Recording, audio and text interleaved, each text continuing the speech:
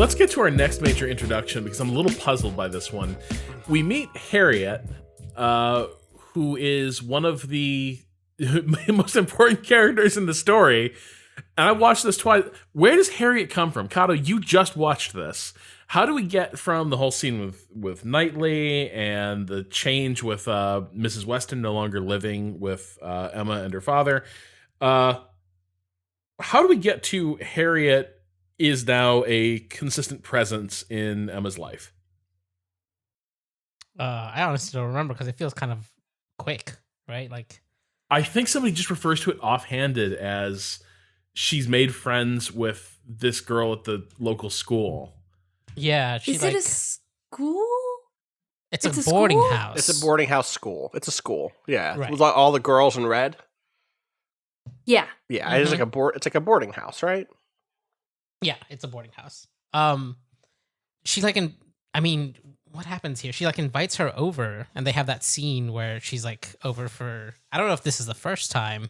I kind of assumed it was the first time because at the end of at the end of this scene, she invites her over the next day, and she seems very excited by that. So it feels like these are some of their first hangouts at the house, at least, even if she's somehow met her in town. I guess that's probably where they met, right? But they don't really talk about it all that much. I feel like something that I really enjoyed about that intro scene, though, with her is the kind of small moments you catch Harriet looking over at Emma and mirroring movements and trying to learn like she obviously understands the difference in their social situation in a way where she's I'm supposed to be like Emma. I'm supposed to she goes to pick up the cookie or whatever and stops herself before because Emma hasn't picked it up yet. She hasn't started eating yet. Right. And she breaks right near the end of that specific scene just because I've waited long enough. Whatever, I'm gonna eat this thing I'm very excited about. But there is that they kind of set up that dynamic right away of she's ready and willing to mirror and take cues from Emma from the jump. Yeah, I think Mia Goth does a very good job here with Harriet, who can be played as kind of a goofy dummy who is just consistently being condescended to. I think Goth's take on Harriet is very much Harriet never loses sight of her position, right? Right. And she's always sort of keenly aware of its vulnerabilities, but also is maybe open to some of its opportunities. And so it's I think this is a very good version of Harriet who is a little bit savvier than some other versions of this character that we've seen, but is also still kind of open-hearted and naive in a way that is essential to the character too, right? And it's really Emma's influence is going to play up or downplay these elements of the character as Harriet tries to adapt herself to what Emma is putting out there. But I do very much like this take on the character. I do too. I think that in some ways, I think this is what they did was shorten the distance between Knightley and Emma socially in terms of the dynamic and increase the one between Harriet and Emma. Seeing her in the school, seeing her cut that cake or whatever that game was, whatever they were doing there. Oh my God, it's such a great scene. Right. Yeah. And again, by bringing those characters to the foreground, by bringing them from not being on screen to being in the background, they're suddenly visible. And that really, really sells the degree to which Harriet does not really have a chance of moving into society the way that Emma believes that with the right manipulation she can make happen. And so I think from the jump there is she comes across as really charming and really out of her depth in a way that made me very protective. Which I think a lot has to go to Mia Goth's performance for sure. It's around here we also start to get some of these first scene transitions where the soundtrack really does announce itself a great deal. There's after we meet Harriet, there's a cut to morning in town as the girls are all walking along in their cardinal cloaks, and it really did drive home. This feels like such a there are two major influences on this movie. To me, it feels like sometimes this movie feels a lot like a Coen brothers adaptation of Austen, and there are other ways in which it feels very Wes Anderson. But in terms of the musical score, the way that it leans really heavily on this curious mix of like old gospel music that is based on old English folk tunes, but the versions we're hearing in the arrangements sound very much like post-Great Awakening hymnals that you'd hear in the States. But it does really make this feel like a much more rural and like backwater version of Austen in some ways than we're used to seeing. What did you all make of some of these scene transitions and the way music is used throughout this film? I remember leaving and Natalie immediately said that she loved the score, so I'm really curious. Yeah, I mean, it felt, if anything, it felt like this was a take on Emma. Like, it made it feel like I'm watching someone's interpretation of Emma, and just like really drilled that in for me, rather than me trying to feel like I'm in this time. Whatever that, you know what I mean? Like, like instead of trying to set this like portal to another era, it's like, no, we all know this story, except me, obviously. Right. We all know the story of Emma.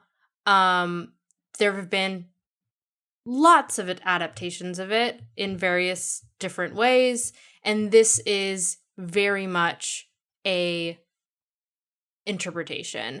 And the I think I forget what I said. I was like, is this like Father John Misty or something? It isn't, but in fact, it is the woman who did, or not all of it, obviously. I think there's probably like soundtrack supervision also, but the original score is by, I had it up and I've lost it. Isabel Waller-Bridge. There we go. Who also did the score for Fleabag recently. And I think that it works so well. It works really well. I've always loved Emma. I said earlier, provincial, like the sense of, I mean, London is not that far in contemporary terms. 16 miles. 16 miles, close enough for Frank Churchill to go there in a day, you know? But the feeling is you're so far removed from society. Specifically, Emma isn't, or not from society, but from society. Emma is not seeing these spaces. Emma is not having a ball every month. Emma is not competing and jostling with others for her romantic interests in up until this moment in her life, right? Like there is not, she's not engaged in the way that some of the other Austen protagonists are.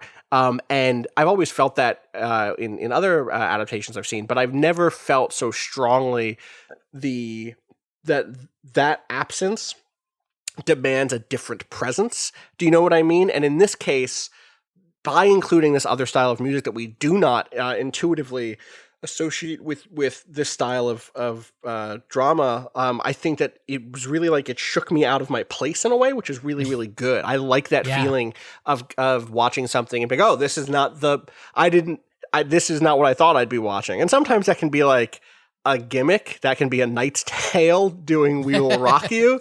This is not that. This is, hey, remember, places are particular and have their own sounds and have their own vibes, and we can bring the pastoral nature of this. Remember that pastoral and pasture come from the same place, and that the music of the pasture is probably not the harpsichord. You know, there are other musical traditions that should be happening here. That said, briefly, just as like I make a sign of the cross over my critical theory textbooks.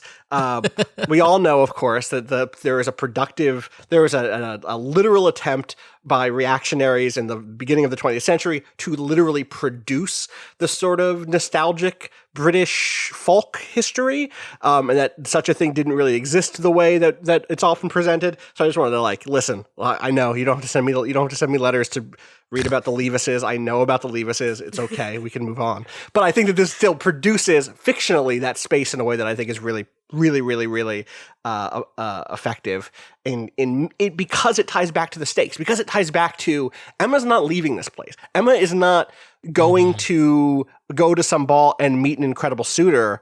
This is it. Like, the dance that happens is as far as we're concerned, the first dance in her life. It couldn't have been because she's skilled enough to do it, but maybe there's one a year. You know, it's a big fucking deal. And I think the musical element of the film really helps sell that in a serious way. Yeah, I think it's a smart decision because I think so often period pieces they tend to say, okay, well, what are the dates of this story? So people are probably listening to Baroque music from just prior to that era, and like probably not. Like, not everyone was hanging out. Like, all right, like, as if everyone let's had a jam out some radio. good chamber music. Yeah, exactly. Yeah. Right, and so like chances are, like, for a person like Emma and in her community, like what musicians in your area are more likely to be playing is stuff that's closer to old country tunes, right? Stuff that there is, you know, there are versions of these songs, you know, from the south of England to Ireland all the way up into Scotland, right? Like they're just everywhere. I do feel like it's deployed very purposefully, as even when the ball happens in town. Yep. Right. But when we hear music in the house, it is people playing piano and playing those sort of classical things all the time. Right. So like it's this almost like, you know, you're in a big house, you're in higher society than in town always. Right. And except I think it's very, just to your point, I think it's very interesting that Emma plays a country air when it's her time to sing a song, but Jane Fairfax plays a piece of classical music. Right. And so like I think there's kind of a class marker thing that's being deployed in this film, right? Which is that, like, oh, have you memorized have you memorized this Haydn piece? Okay, then you are clearly like an accomplished person in sophisticated society. Are you singing The Last Rose of Summer with your eyes closed to your friends? Then you're a little basic. God. Yeah, I think that's what I have to say on the music. Music is good. Good job, music. Yeah. Good job, music. Also, small note, the song over the ending credits, do you know who that is? Johnny Flynn, right? Yeah. Oh, wow. That's amazing. Yeah, it's very good. I really like that song. I was like, why does this sound more contemporary than the other songs in the thing? So I looked it up, and I was like, oh, it's the actor. It's Knightley. That's Knightley with a guitar going over to Emma's place. Oh, yeah. boy. God. Yeah. That's him. 1 year after the end of this movie, like, they're gathered together, and like suddenly Knightley just like enters the room with a guitar and like, hey, mind if I just I'll play some tunes? Emma and I will sing together. God. Anyways, here's a. God. But to be fair, Wonderwall could totally be the name of an estate in an Austen drama in Austin. 100%. 100%. God. We've never gotten a Death Comes to Pemberley style sequel to Emma, have we, Rob?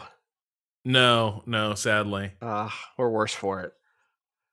We are, but I think we all know, like, it's just gonna get too real around there. I mean, even Austen's postscript to Emma is kind of like, you know, there's some really ugly class dynamics that are gonna render these relationships inevitably terminal. Like that's Austen's like sunny ending on the story.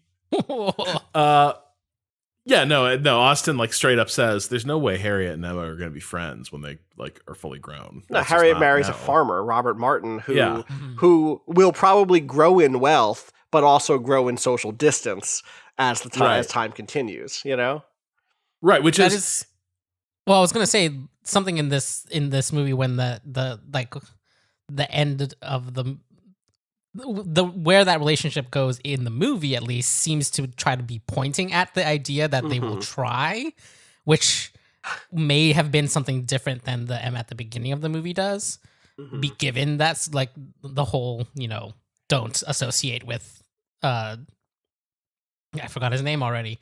Martin. Robert Martin and all that, but guys with two first names. Yep. That's what Emma really should have cottoned on to. That's why that guy was sus. Like, just Oh, Robert Martin? Really? Huh. I do think so. Let's get to Robert Martin, because like right from this, like Robert Martin and the Martins are someone that is a family that Harriet brings up right out of the gate. Right, like when she meets Emma, she's already. This is the tail end of a summer where Harriet's already had something really exciting happen in her life, which is that she became friends with the Martins in the area, and the Martins are a respectable farming family. Tenant farmers on the Knightley estate. But we do get early on the notion that for Harriet, she really admires and respects these people and has already struck up a really close friendship with Robert Martin that's pretty advanced toward like the courtship phase. And Emma is going to parachute into the middle of that and slam the brakes on it.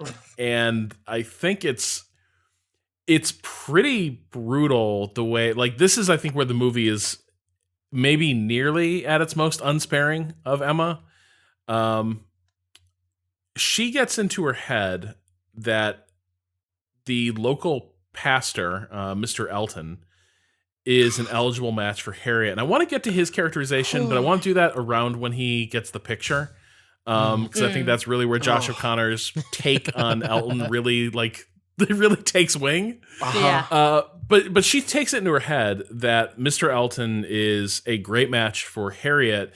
And to some extent, what is already happening is Emma has realized that there is a social distance that will continue to grow between her and Harriet if Harriet marries the Martins. She expresses it very well, basically lifting directly from Austen, a very good summary of what the class dynamics here are, which is that someone in Emma's position can pay heed to the very poor, and she can pay heed to people of her own station, but a respectable family of fairly well-off farmers like the Martins are socially beneath her, but not so far that they require her aid. They don't require her dropping off baskets of goodies, and therefore they are as far above her notice as below, is the way she cheerily puts it.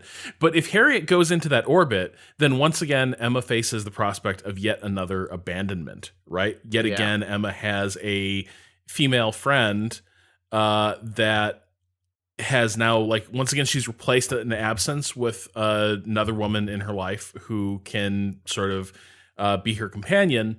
And immediately she has to confront the possibility, oh, this person might also leave.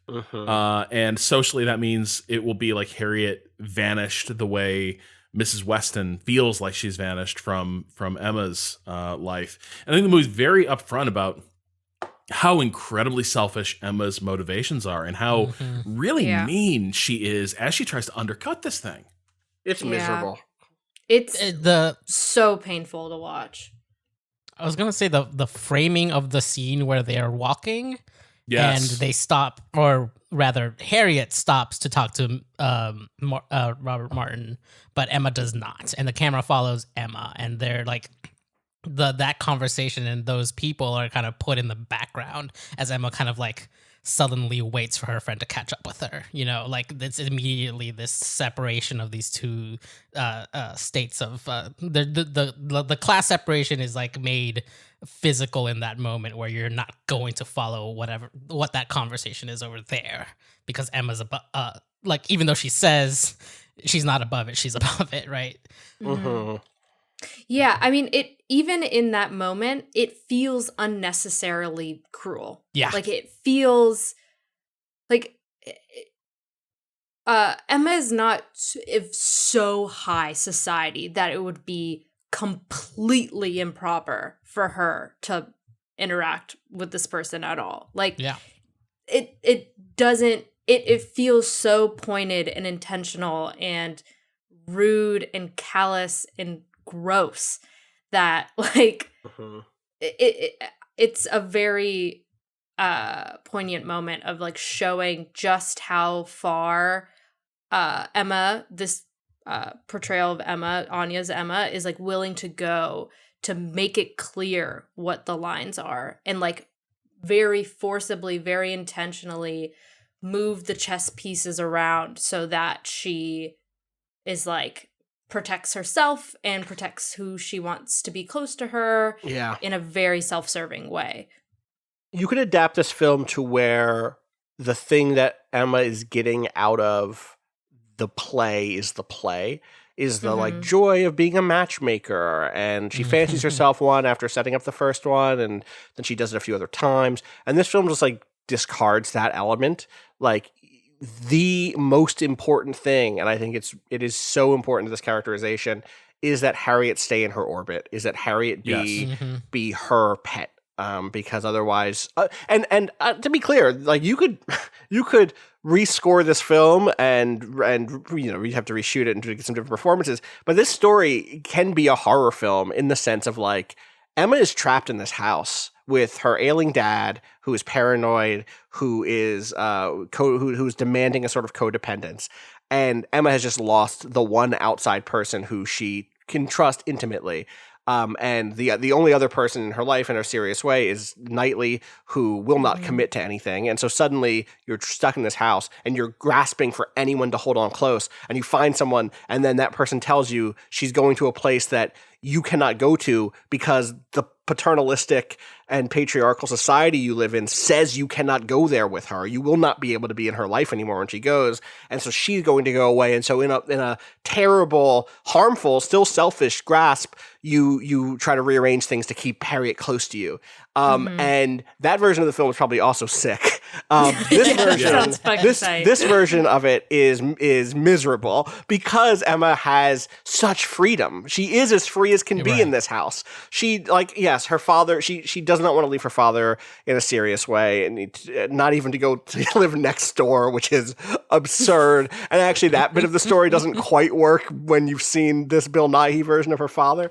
But it really just makes her seem cruel, and it is cruel and selfish, because suddenly she isn't stuck in the system; she's wielding the system, and wielding her position in it, so that she's a little less bored. You know.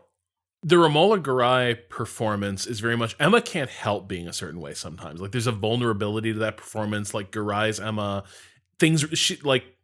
her feelings run away from her, and she overreacts and she does things without really like premeditation, right? She's very clever. She can act with, she can plan, but at the same time, like, a lot of what is motivating her is very much like from the shoulder. This Emma is much more calculating. I think that really comes through in a scene that, Austin, to your point, like, there's a version of this that comes across like a horror film almost, when Harriet gets the proposal letter from Robert Martin, and she comes to Emma while Emma's being dressed, and she's excited because she thinks, you know, I've done it. Like this is an eligible match.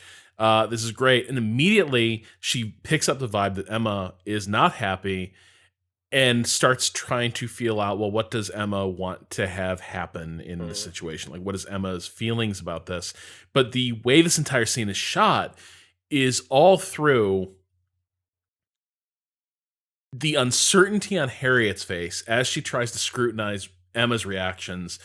And then Emma's facing away from her, so we're largely observing her through a mirror, or as she sort of like looks away and out of the room, away from Harriet, and sort of uses gaze aversion to close and open distance between her and Harriet very tactically.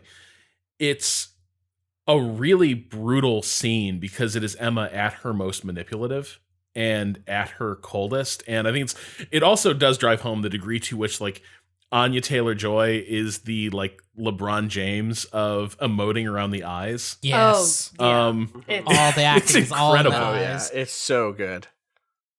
Like she already has like very large expressive eyes, but the way like she sort of tightens her face around, and like the way her eyes flick, and just you read every single nasty thought and every fear and every like moment of decision in her face without her hardly saying anything. It's an incredible scene, and it is the scene where I think the movie's maybe at its bravest in making us not like this Emma at all. And I feel like when the servants flee the room as this discussion happens, it does feel a little bit like, oh, the monster is awakened. Yeah.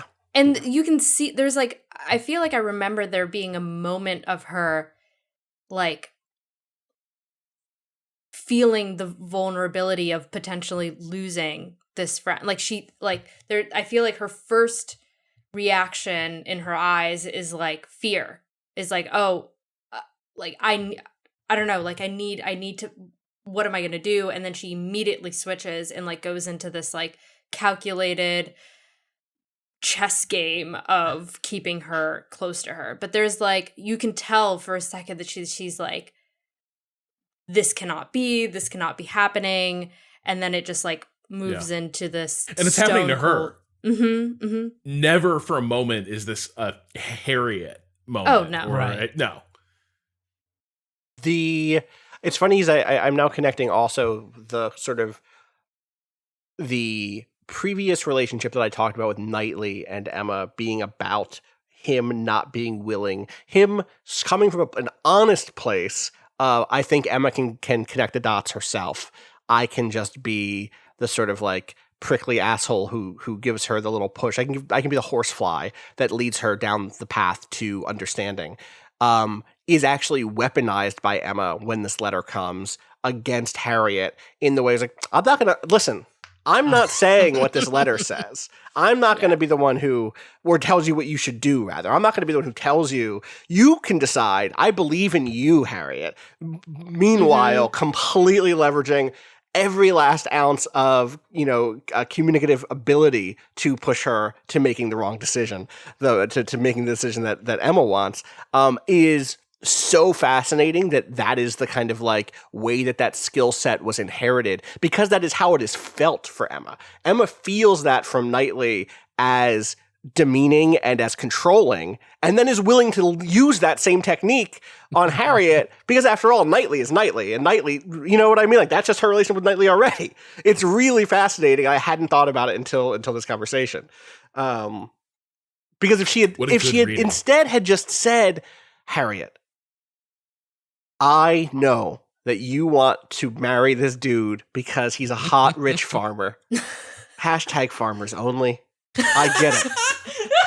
But I need you to know I'm not going to get to be your friend for a bunch of reasons that have nothing to do with my judgment of you and your character. And no, I don't like the farmer because he's a fucking farmer. Like, I know you'll probably like him a lot, but I don't want you to marry this dude. That conversation, like, gets to be productive, and it's probably still disastrous for different reasons. Yeah. But, like, she can't even have that conversation with her friend because she doesn't know how to be open in that way. And also because, frankly, are they that close of friends at all? No, not really. And it's so much more telling to their relationship that she doesn't open up, and that she feels like a pawn, that that Emma is able to just move around and like just gesture at.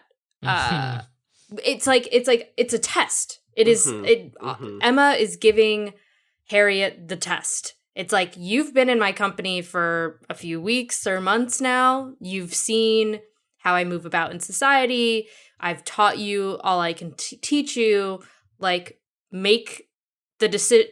It feels so much more like, is Harriet going to rise to Emma's standard? Is Harriet going to make the right choice?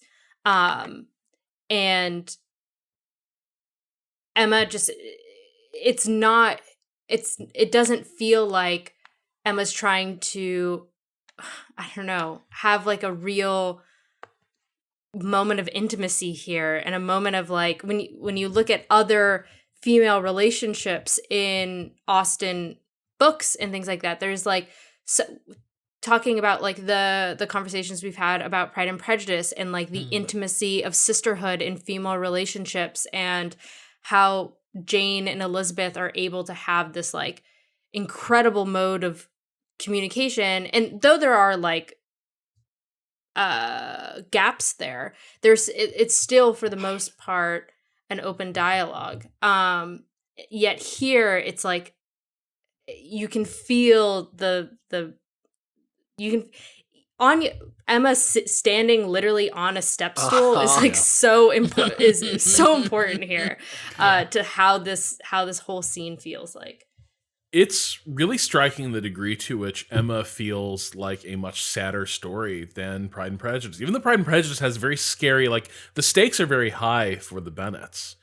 But the thing that, as dysfunctional as that family can be, like Jane and Lizzie will always have each other, right? That there's always been that companionship. Whereas this version, like Emma, and Cado, you just pulled some really terrific stills from this scene. This Emma is so fast to snap back to moments of trauma and so fast to contemplate, like, just how lonely her life is in some ways. And I think the reason we can forgive her is that if this were just a spoiled rich girl, that would be like, she'd be a terrible protagonist in a lot of ways. But what we're dealing with is somebody who's very clever, who is reacting from a place of really deep-seated pain and fear. And it is horrible behavior, but it is also forgivable in some ways because it is coming from this place of she doesn't have real control over the things this stuff stirs up for her, right? Like these are her third rails. Mm-hmm. Totally. So she sees off the threat that Harriet might get engaged to Robert Martin. We also see her trying to further the courtship that she thinks is happening between Harriet and Josh O'Connor's Mr. Elton. And we get perhaps the most elaborate version of the mix-up around the picture that Emma has painted of Harriet. Hold on. We also have to say, in terms of portrayals of Emma, this version is kind of the biggest talentless dumbass version of Emma, right? Like in terms of like stuff she is capable of doing. Is this one of our less accomplished? Can I get a screen cap? Can I get a screen cap of that painting if possible? I really gotta see it, please. And that's one of her better pieces. I know it is. It really is too. She really tried. She did really try. Like she did. She committed to this plan. She did her best. But my God, what a talent. It's like so exemplative of how self-entertained she's had to be her whole life. Like she only has herself to play with, and it like lives such an like it's so, her mind is so insular to her own experience that is this art? Like is Oh my Thank God. Thank you, yeah. Oh God. Kind of, where are you finding all these? Oh my God. Oh my God. You know. Listen. Nice. That landscape is actually really nice. That solid. was good. Yeah. I want to be 100% clear. I couldn't do any of these, even the one that's an impish child with a ring and a stick. No, and to be fair, like she does a very decent caricature of her father, right? And like so it's like things she loves a little more, she puts more care into. We get actually a decent picture of her father. We get a pretty catastrophic Miss Bates. It's rough. Yeah. I want to see the rest of that horse picture right now. There's a horse over on the right. I want to see the horse. You're right. I need to see the legs. Show me the Release the horse legs. stocks. But you're right. No, but like Emma is very much. There's this old SNL bit by Mike Myers. Austin, do you remember? Do you ever see the sketch Simon? Mike Myers is a little neglected British boy who goes around the world, but his only experience is pictures he draws through hotel windows. This is him in the bathtub, right? Yeah, and I think to an extent that is that is Emma, right? Of the world is something that happens at a remove that she sort of observes from a distance. Mm-hmm. But Mr. Elton, O'Connor goes in a complete, like, it's just an absurd version of this character. It is so good. It's so unhinged. It's incredible. Unbelievable. He has this picture framed, and he Oh comes my back, and it's not a God. fucking picture in a frame. He comes back with what looks like It's a cuckoo door. clock. It's like Uh-huh. It's And Double doors over the fucking frame. it's incredible. and we get the wide shot of him standing, and it's all like he is all angles, right? He is Oh, all yeah. like clasp hands, like this ghastly rictus, just frozen onto his face as he like whips the cover off the door. And everyone's like, "Where the fuck is the picture? Where It's is a it?" double Yeah. door." And then he claps his hands, and the two footmen sort of give this look like, "Well, we're in it now." Yep. Yeah. And they pull it open, and it's a music box. Yes. It's a fucking music box with Oh. Harriet, with that awful picture of Harriet It's in the middle of it. incredible. It's so fucking good. it's like one of the best moments of this entire film. It is just like so absurd and unexpected, and like in any context, Oh. this would be fucking wild. Like this entire frame should only be reserved for like the holiest of documents or Yes, something. this is Like the I don't even- tabernacle. Like, can I tell you something amazing? Yes. I just found a shot of when they're doing the painting, and I only just realized she's already kind of framed in that style. Like there is a frame behind her that is the backdrop, and it's as if he Right. saw that and was like, "We got to recreate that. I got to recreate the whole thing. I can't just recreate. I can't just frame her. I have to build this folding backdrop that's behind her to contain the photo, to contain the picture." It's the same. It's also the same color as the room. Yes, which is 100%. It's like it is like he like studied the whole environment, so and it funny. must be so. It must. He is also just chewing the scenery nonstop yeah. in this film in a So way. good. And, you know, these sequences are probably the sequences where I feel like the servants are the most functional in giving you anything to hold on to, right? Like, Yeah. you were saying before, Natalie, you kind of project yourself on the you know the maids and the servants who are moving around because like you're watching this happen, and it's like. If I was in the theater by myself, I would have died because at least I could reach out and be like, "Natalie, we're gonna get through this together. This scene is good." But if I wasn't, I could at least reach out to these servants who were there having the same Yeah. experience as me, being Yeah. like, "I have to Yeah. hold it together. This is just normal people shit This is right my- here. I need this job. I gotta have this Yeah. I job. gotta have this job. I Yeah. can't laugh at these motherfuckers." Do not let on that you know how fucked up this is. Okay, wait. But- Here's a question. Here's a question. Why does Harriet not see how fucked up this is? Why do the servants get to know that, but Harriet doesn't? And you know what I mean? Is this just Because is this I her think education? Harriet is in this gray area, right? Mm. Or at least has been led to believe that she is in this gray space by Emma. Mhm. Like there's potential there for her to move up or down in society, and that's made very clear to her by Emma. Right. Whereas everyone else seems to know that there's only one way for her to go, and it's like or two way. It's horizontal or down, Right. basically. And I think it's because of that she is like clinging on to and has been honestly fed and manipulated this narrative for so long. But Harriet, I don't know. I Yeah. want the best for you. I think you she to will in the be- future. She'll listen. I feel like what's his name, George John, whatever the fucking farmer's name is, Martin, Excuse me? whatever. Robert Martin, Martin. Robert. That's Robert. that's the name of the battle droid. That's what the battle droids say in Star Wars. He'll. I think living with Robert Martin will help solve the We're problem. gonna have a there. woke Harriet. I think it she's will. gonna come around. Well, it's just a matter of nobody pays attention to her. Nobody gives her Yeah. consequence, right? Like, it's a shitty picture of Harriet, but you know what? It's a picture of Harriet. True. Somebody like took the effort to go and frame. I think on some level, she probably does see that, like, is this all weird? This seems weird. But on the other hand, it could be really flattering, and she's more leaning into how heady that feels. Mm-hmm.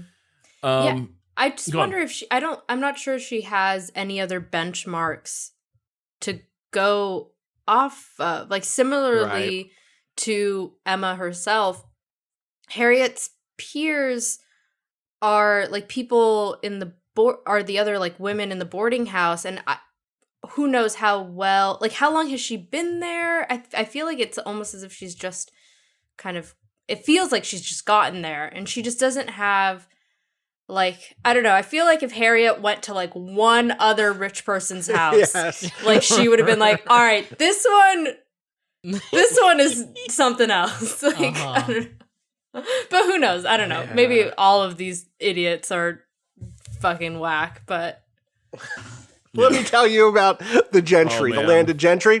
All of these idiots are fucking whack, in my opinion. Speaking of people who are whack, he's not there, but his absence is very much a character. We go to Christmas at the Westons. Yeah. And it's good because, one, we get to meet the extended Woodhouse Knightley clan, because Emma's big sister is married to Knightley's big brother, and they have both they're both extreme versions of their siblings. Yeah. In some ways, like, Emma's sister and Knightley's brother are both like the cranked up to 11 versions of the eccentricities of their home. And so we do get a taste of, Emma's sister is very much a hypochondriac who is, she now has her fourth child, but she still has that panic-stricken nervousness of a first-time parent, right? Of, oh my God, the baby coughed. No, it's actually the baby like shits itself while she's in Emma's arms, and she's convinced, like, oh my God, my baby is dying. Yeah, it's incredible. She seems to have internalized her father much more than, like, Emma. There's like moments of her, like, exemplifying some of her father's behaviors, but it seems very much as something he has taught or is like of his character, whereas Emma's sister is like another Emma's dad, basically. And Knightley's brother is very much the guy who, like, okay, so everyone's overreacting. I'm just going to chronically underreact. I'm going to be just so checked out and so bored by this that at this point it's become like pathological. Yeah. Like, I am just a snarky, detached asshole in every single scene because I need to be the only person who is not hitting the panic button because the baby farted. And so they're kind of like, you can see the dynamic, but also they are so much to be around. And I don't know, maybe that's also kind of another of those, why hasn't happened for Knightley and Emma? Possibly because there's this weird model of what a similar relationship, it's weird, fucked up trajectory that nobody really wants to say it, but like nobody wants to end up like that either. But we get to Christmas at the Westons, and once again, Frank Churchill has not come and visited his father and the new Mrs. Weston, Isabel. And this is something that Knightley has been hammering from the opening of the movie. And I think this is probably the most aggressive I've seen a version of Emma be about this. Knightley, out of the gate, like sight unseen, thinks there's something up with Frank Churchill. Mm-hmm. Like, his consistent position, and I do generally think this is good life advice, is like, watch what people actually do, right? Like, watch what, like, they will express their values through what they choose to do and not what they say. And Frank Churchill is a guy who is defined by flowery letters explaining why he's not there for this or that, but he's never there. And everyone else keeps waiting to see this impressive young man, the return of Frank Weston's son. And Knightley is consistently out there saying, like, there's no way this guy's any good at this point. We've seen enough, which is that we've seen nothing. Yeah. Mm-hmm. I want to just get part of the story of Frank Churchill clear, because I think I understand it, but I don't know that the film sells it. And we keep saying Frank Churchill, the son of Mr. Weston. And so the story here is Mr. Weston, this is from the book, Mr. Weston was a captain in the militia, marries Mrs. Churchill. The Churchills are a very wealthy family. Mrs. Churchill dies. Mr. Weston remarries, has a second wife, Mrs. Weston. That first marriage produced Frank Churchill, who, when he was a teen, or maybe even younger, was adopted by Mr. Churchill, Mrs. Churchill's sister, the dead Mrs. Churchill's sister, brother, Frank's uncle. And then he took the Churchill name, giving up the Weston name. He went to live with his rich uncle and became Frank Churchill. And I am sure that is the sort of thing that happened all the time, but given his characterization, I cannot help but believe that the reason that I think part of what makes the character effective as being an asshole is that we never have to call him Frank Weston, because the Westons seem chill. The Westons are dope. They are like living nearby, okay, everybody come over for Christmas, we'll figure something out. Great, love it. Frank Churchill has to feel like he's from a different household. And there's a degree to which, like, of course, I'm sure that his adopted or his uncle or whatever, like, is the reason why that name change happened. But you get the sense that, like, no. I did not want to be a Weston. I am a Churchill. And that is a fascinating little bit of character, characterization. I wouldn't say it's character work, because it is about, through this point, certainly, his absence, that over and over and over again, the Westons keep talking about their son, Frank Churchill, because even though he doesn't have their own name, it's almost as if this is part of his accomplishment, is that he's risen to the status of being a Churchill. Even though Mr. Churchill or Mr. Weston previously had been married into the Churchill family, So I think that's an interesting wrinkle to the introduction of Churchill, because the first time I heard this story, I didn't understand what that relationship was. It definitely feels like the film wants you to believe that it was his choice almost. Yeah. Something about the phrasing when they mention that he is no longer, like, they do say that, not Weston, Churchill. He took his uncle's name, I think, is the way that you say it. And it's like kind of to push that, like, this feels like that separation almost feels intentional. Like he doesn't want to have that much to, like, to do his with disinterest. Yeah.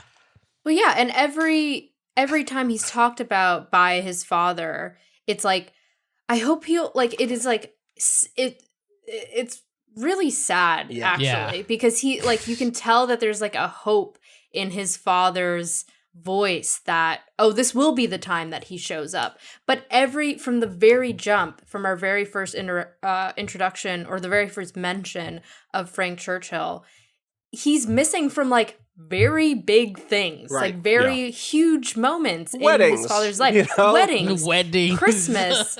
Like, these are, like, big, presumably in this society,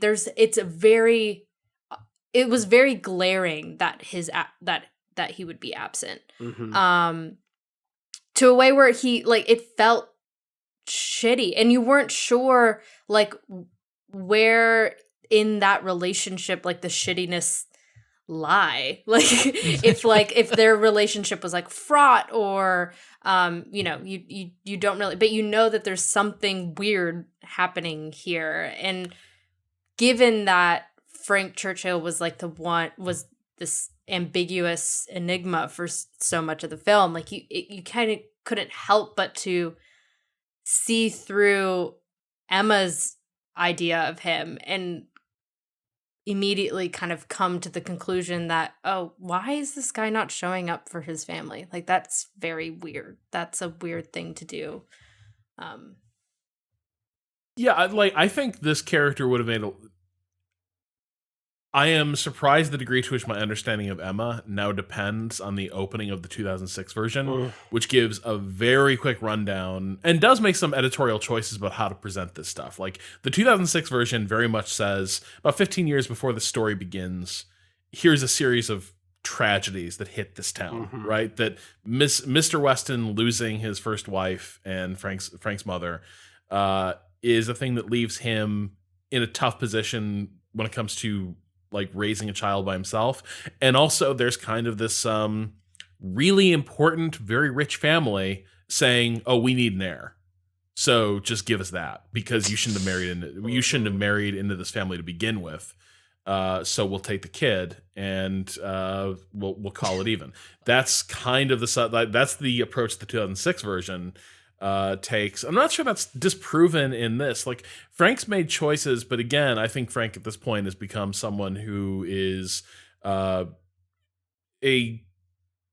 chronic dissembler and probable killer.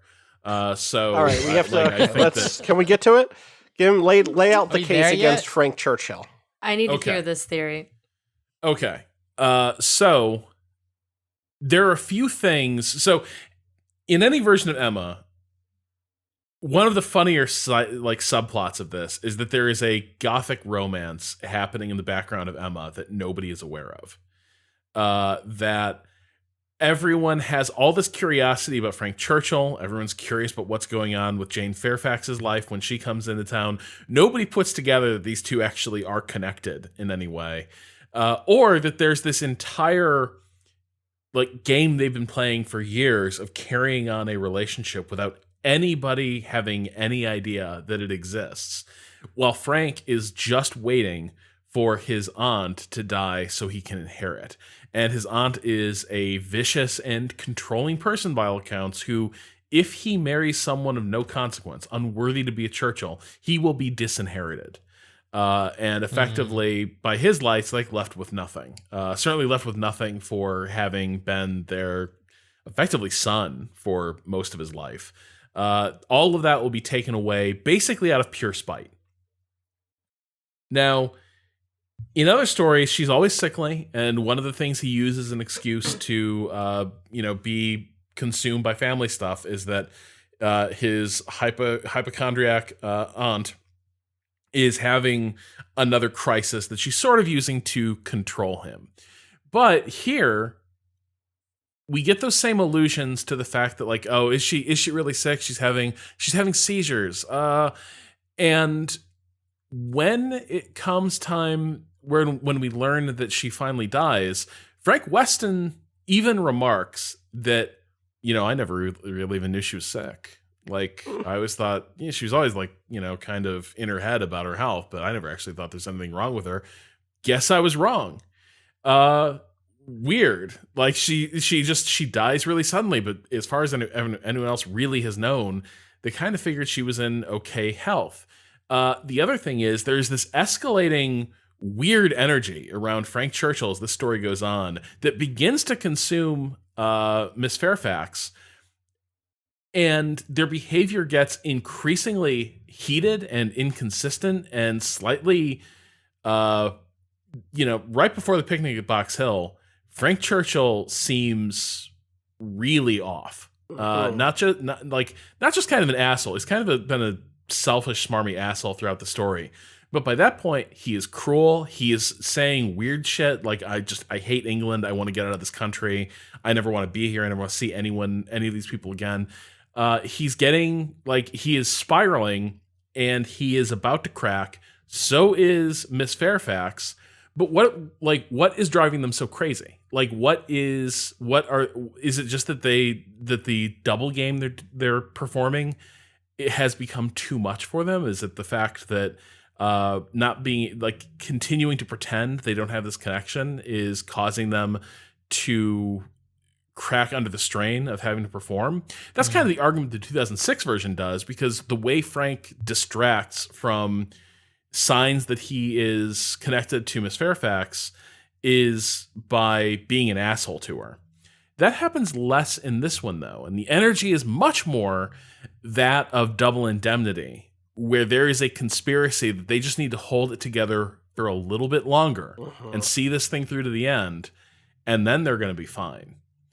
And that is my read. Like, this version is Frank Churchill is a guy who is arranging to have all his problems solved in one go, and everyone just needs to keep it together through this spring, and he'll be golden. But, you are not alone in this theory. Okay. Oh my God. I want to shout out Leland Monk, who wrote in 1990 for the Journal of Narrative Technique, Murder, She Wrote, The Mystery of Jane Austen's Emma, in which Leland makes this exact argument. I don't have the full PDF because JSTOR is like that. It's very important that this 30-year-old piece of literary criticism that the author was never paid for and won't be paid for Thanks, if I JSTOR. give JSTOR money, be locked up behind $8 or a $20 subscription. I'm pretty sure I still got my school account. I could get that for you. Give me that Let me distribute JSTOR that. login. Fuck JSTOR for a lot of reasons we do not have time to get into today. Just trust us on it. Makes this exact same case, basically, Rob. That's incredible. So Wow. I'll have to get this actual thing. Part of Very fucking good. part of the case that Monk makes or starts to make is that there's a side of Austen herself that we don't often talk about, which is that in Emma, one of the things that does not come up in this film is a sort of literary game called charades, which is a word guessing game. This did show up in the Romola Gray John Lee Miller version because it's part of how Emma, maybe it does come up in this version, how Emma strings Harriet along into thinking that she has a chance with what's his name, with Elton, is that she gets a letter from him and Emma reads the letter as if it's a game, as if it's a puzzle, and is like, what could this mean? Oh, could this be referring to Neptune in his sea kingdom? How could we interpret this? And this was like a popular thing for people to do at the time with literary charades. It was like a riddle. And this is the one that this essay opens with is from Jane Austen, which says, when my first is a task to a young girl of spirit, and my second confines her to finish the piece, how hard is her fate, but how great is her merit, if by taking my whole she effects her release. And this is the riddle here is like there's a word to solve from that. And so the answer to this is when my first is a task to a young girl of spirit, which is hem, to hem something, and my second confines her to finish her piece, a lock, she's locked in the room, hemming. How hard is her fate, but how great is her merit if by taking my whole, hemlock, she effects her release. So here is Jane Austen writing about a young girl's suicide to escape confinement. It is not like she doesn't have it in her, is kind of part of what this literary critic is arguing. And also, this is the sort of awareness of those relations and the sort of like, we have forgotten that this is part of who Jane Austen is. And if we go back and reread her works with this in mind, you actually start to see that things like Emma can be read like mystery novels effectively. Sometimes not with the panache of like a de facto detective story, because, you know, Poirot is not going to come in and crack this thing open for us. But the puzzle is there all along, in a sense. That is at least what I'm gleaning from reading the abstract, the first page, and then a student's shout outs also to whoever wrote this summary of this piece for their English 2 class. Shout outs to this person. I don't have it. There's no title on this page, but trust me. So yeah, people should look that up, I guess. Rob, you're not alone. I like this argument. This is a good argument. I believe he's capable. I believe it. I also do. I think this one is. Like, I'm not like other versions. I'm not saying in every version Frank Churchill's definitely a murderer, though there's that possibility. See? Yeah. But I think in this one for sure. There's weird observations made around this entire thing. And then we never really see the reunion. Like someone that worked on this film took a class on Emma Yeah, in college. I read this and was looking for research material on JSTOR and found this theory and was like, yes, I'm in 10 years, I'm going to make this fucking movie because this is it. This is it. This is my twist. Yeah, incredible. Can we talk briefly about the God, we should just get to the middle of this because it all comes together here to some degree. I was looking to talk about Jane Fairfax, but we should just get to Jane Fairfax directly, I guess. Yeah. I'm down. After Elton completely screws the pooch at the Christmas dinner, and reveals himself to be a real creeper, and also just beneath contempt, right? Like Emma cuts him down to size, and he throws his little tantrum, and screeches at the driver to let him out of the carriage. Oh my God, I forgot about that moment. Yeah. Oh yeah, it's real good. As she just creates that social distance of like, how dare you even consider yourself as on my level, and just waits for him to just get the fuck out of her sight, and then he vanishes. Like she corncobs him so completely that he disappears from the story for like a season. Yeah. So powerful. Yeah, he's banished Just to the Phantom Zone. eviscerates him from the story. If you told me he had scheduling complications because he was on another shoot, I would believe you. Like that's how gone he is. Yeah. Yeah. Just like ejected from that carriage and out of the picture for a significant portion of the story. And then, we get Jane Fairfax coming into town to spend time with her aunt, Miss Bates, and Miss Bates' mother, who's a very elderly and infirm woman. But we get Jane Fairfax arriving in town, and here we see Emma with somebody who maybe more than anyone in the story has a credible argument to be some kind of peer. Yeah. And or equivalent at least. And it is a revealing dynamic.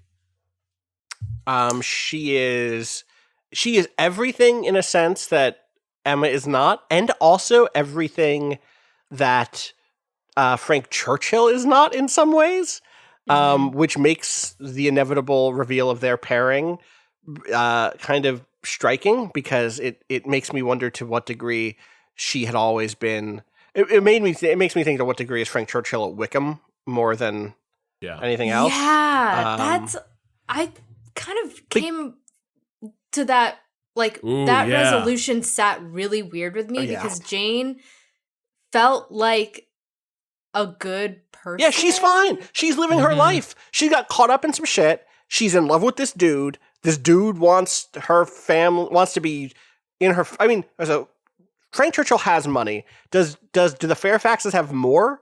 Is there a play here? No. Is there? So because she's a governess. Oh, you're right. So then what the fuck? She was off with this military family, like basically being in a pair. Right, sorry. It's Miss Churchill. It's his grandmother who will not let the Right. Yeah, no, he is very Wickham-like. That shit, I hadn't even really thought about that, because he's exactly like Wickham if there'd never been a Fitzwilliam Darcy in the picture to be the actual son. Right. And so he is very much someone who was like pretty much adopted. He was adopted into the family, and he is just got to, like, he's going to see this thing through because he's going to basically like own half of Yorkshire by the end of it. Right. Well, and Jane is just an incredible, like, deeply talented. She becomes the object of Emma's ire by her presence and competence, but not by her action in any way. And also, the reason I say she's the opposite of Churchill in some ways is she is here staying in conditions that are not particularly fancy, let's say. She seems to be content with the fact that her family is not necessarily of high standing in the way that the Churchills or the Woodhouses are, you know? And that doesn't prevent her from being a like an incredible party guest, an entertainer, someone who can converse, someone who can kind of catch everyone's eye. But neither does she make it like part of her identity in a core way. She isn't like wearing it as a badge of honor that, you know, the family that obviously she when she was raised, I think she was probably in different circumstances, but that like Miss Bates is effectively the archetypical spinster at this point, right? Happy to live there, or maybe not happy to live there, but is living there. It always feels so tragic the way to which Emma, in seeing her as a rival, pushes away someone who could have otherwise been an actual real friend for whom will continue to be in the same circles for the rest of her life if things won't shake out a little differently. Yeah, completely. I mean, Jane just feels so authentically herself without putting on any type of performance, or like the way that she interacts with other people just feels so natural, and not like, even if she's like abiding by social conventions, like it just like, I don't know, it just, she feels like a person. She's not like some, whereas like Emma and fucking what's his name, the priest, Elton, and Elton, there is a quality to them that feels like a caricature of, like, there's just so over the top sometimes that it's like you're not real, like you are just, you are very much a character in this story, whereas Jane is just kind of minding her own business and like doing her thing and moving about in the way that she can. And that really worries me, because Frank Churchill, it like adds such a sinister, sad light to their like eventual elopement. She genuinely seems like a good person, and people echo that. Like, people, isn't it said in the movie by Knightley that like, why are you so cruel to Jane, or something, like you could have been friends, or like you guys would have been friends in another life or whatever, when they're doing the piano scene.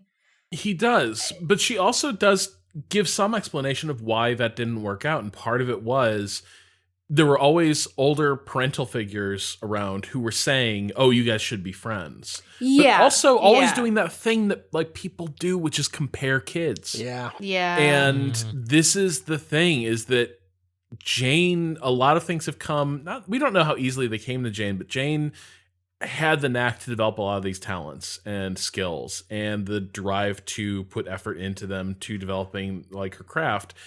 That's not Emma. And that's not necessarily a failing of Emma, but it's just not who she is. And also she never depended on having to master these skills, much less teach them, which is very much how Jane was brought up. Like, Jane knew that like at some point she was going to have to master these skills, because her best bet was to become a teacher of some sort. That was her path to independence, such as it is in this period. But for kids, I think it's very much a case where Emma sees this other child that she's always compared to, and the comparison never feels flattering.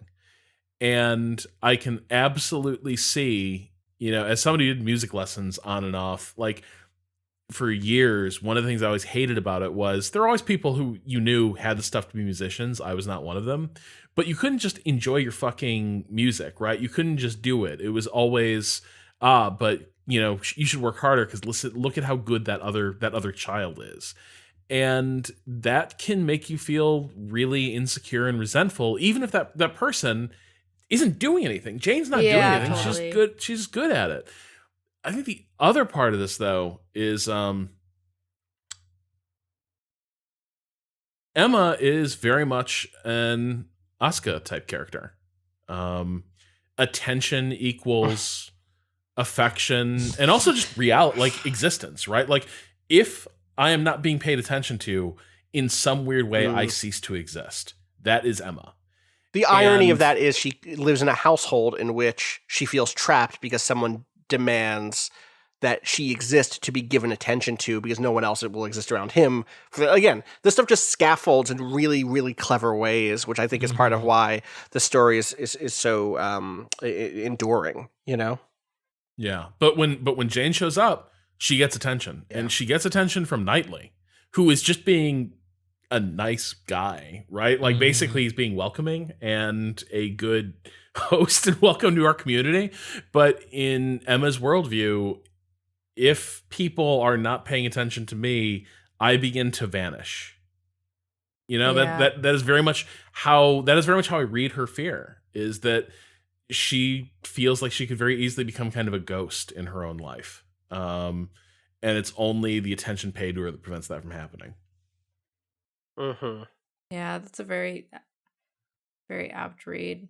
It's like, it makes Emma, it makes me want to feel bad for Emma, but Emma's very soon gonna make me not feel bad for about her at fucking all. Yeah. But first, the dance.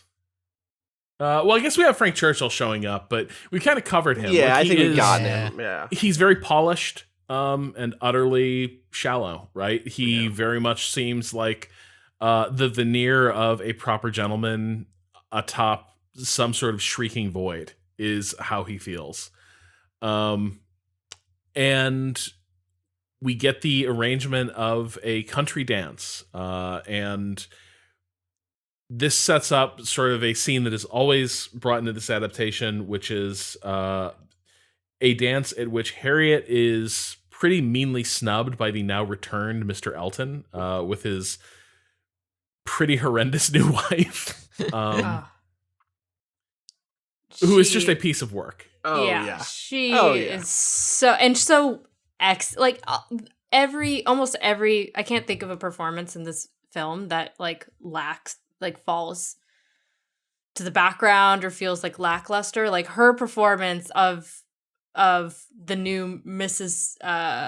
Elton is so just, she is just the worst. She sucks, and it's perfect. It's like hair. something to laugh at. Yeah, her hair. It's like it's, oh my god. I forgot. Yeah, God. It's by the end of this movie, like she is so much that by the end, it almost seems like she's brought out a slightly better version of Elton, because by the end of this movie, he is starting to realize that she is so inappropriate and she is such an asshole. There's a few scenes where he is like trying to tamp it down, right? There's a few scenes where he's kind of like, oh, geez, we could chill a little more. By the end, when he gives his homily to lead off the wedding of Emma and Knightley, there's kind of no sign of the really pompous theatrical version of Elton that we saw give the same homily at the start of the film.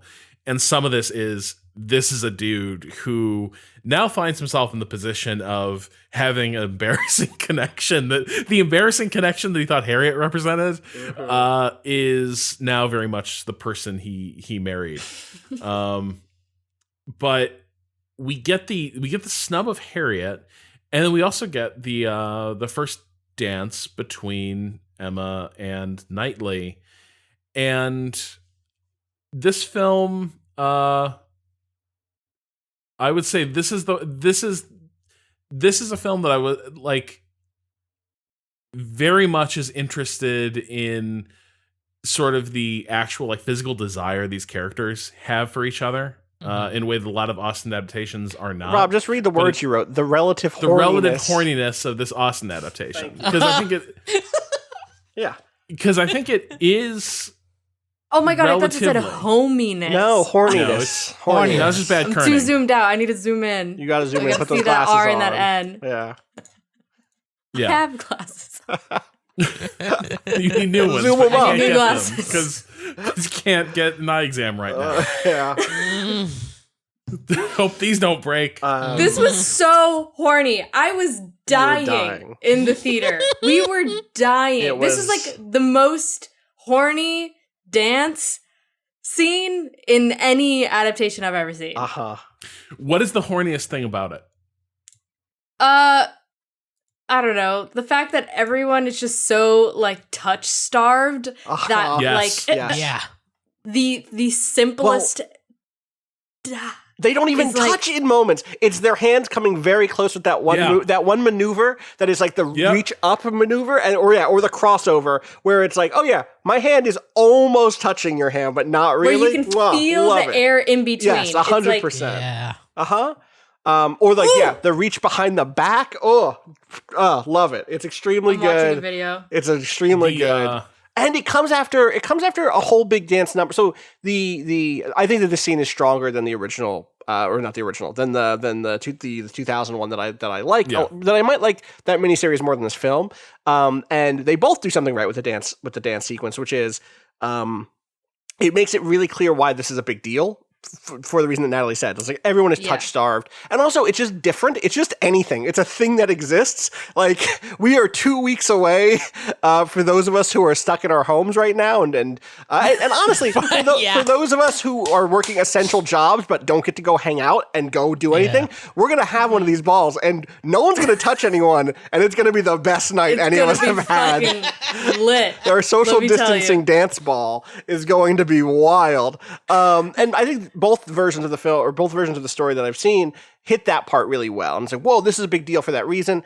And I think that the Johnny Lee Miller version did a good job of communicating that, hey, this is a style of intimacy that is acceptable in public in a way that you can have. You can start to walk down that path a little bit, and you can really feel, even in that version, how intense it is. This version's horniness quotient is extremely high. The Emma horny index through the roof right now. It blows that sequence out of the water from the Johnny Lee Miller version, and I think it's so much is because of the incredible performances. Like they sell their feelings so hard. It is hard not to be pulled in. It's also some really good editing though too, where like the tight shot on the hand on her hip is like, it is such a tight shot that your awareness becomes entirely consumed by their two hands on her side. And the intimacy of that moment and how unexpected it is, like to the point where you can almost feel like how much that it would feel like that skin is almost burning right from your focus on it. Like the filmmaking makes it real, and like it feel like in that moment it feels very much like a middle school dance in some ways, in terms of its sudden like, holy shit, like I'm touching another person in this way. That shot comes right at the end. They're holding for a second, and then as people start to like let go, you see her hold his hand a little, like give it a squeeze as he's pulling away. It's so good. Yeah, it's so fucking good. There's also the bit where they fuck up and like they have to like fall out of step. Like, oh shit, oh this is a thing. Natalie, what were you gonna say? I also love, I've found this interview that Refinery 29 did with DeWild about this scene specifically, and the fact that she has bare hands for this is like very significant, because there's really no reason why she would have bare hands. Like this dance would have been a gloved dance, but everyone else is gloved. Everyone else is gloved, and Emma's hands are bare. And the reason why is, and I'm quoting, DeWild says, "I'd like her to have bare hands." She's talking to her etiquette expert. And the etiquette expert says, okay, we can do that, because she could have like just eaten. And if she just ate, she would have had to have taken off her gloves. And maybe when they're talking, she hasn't put them back on yet. And then she can dance with her gloves off. So it's like this happenstance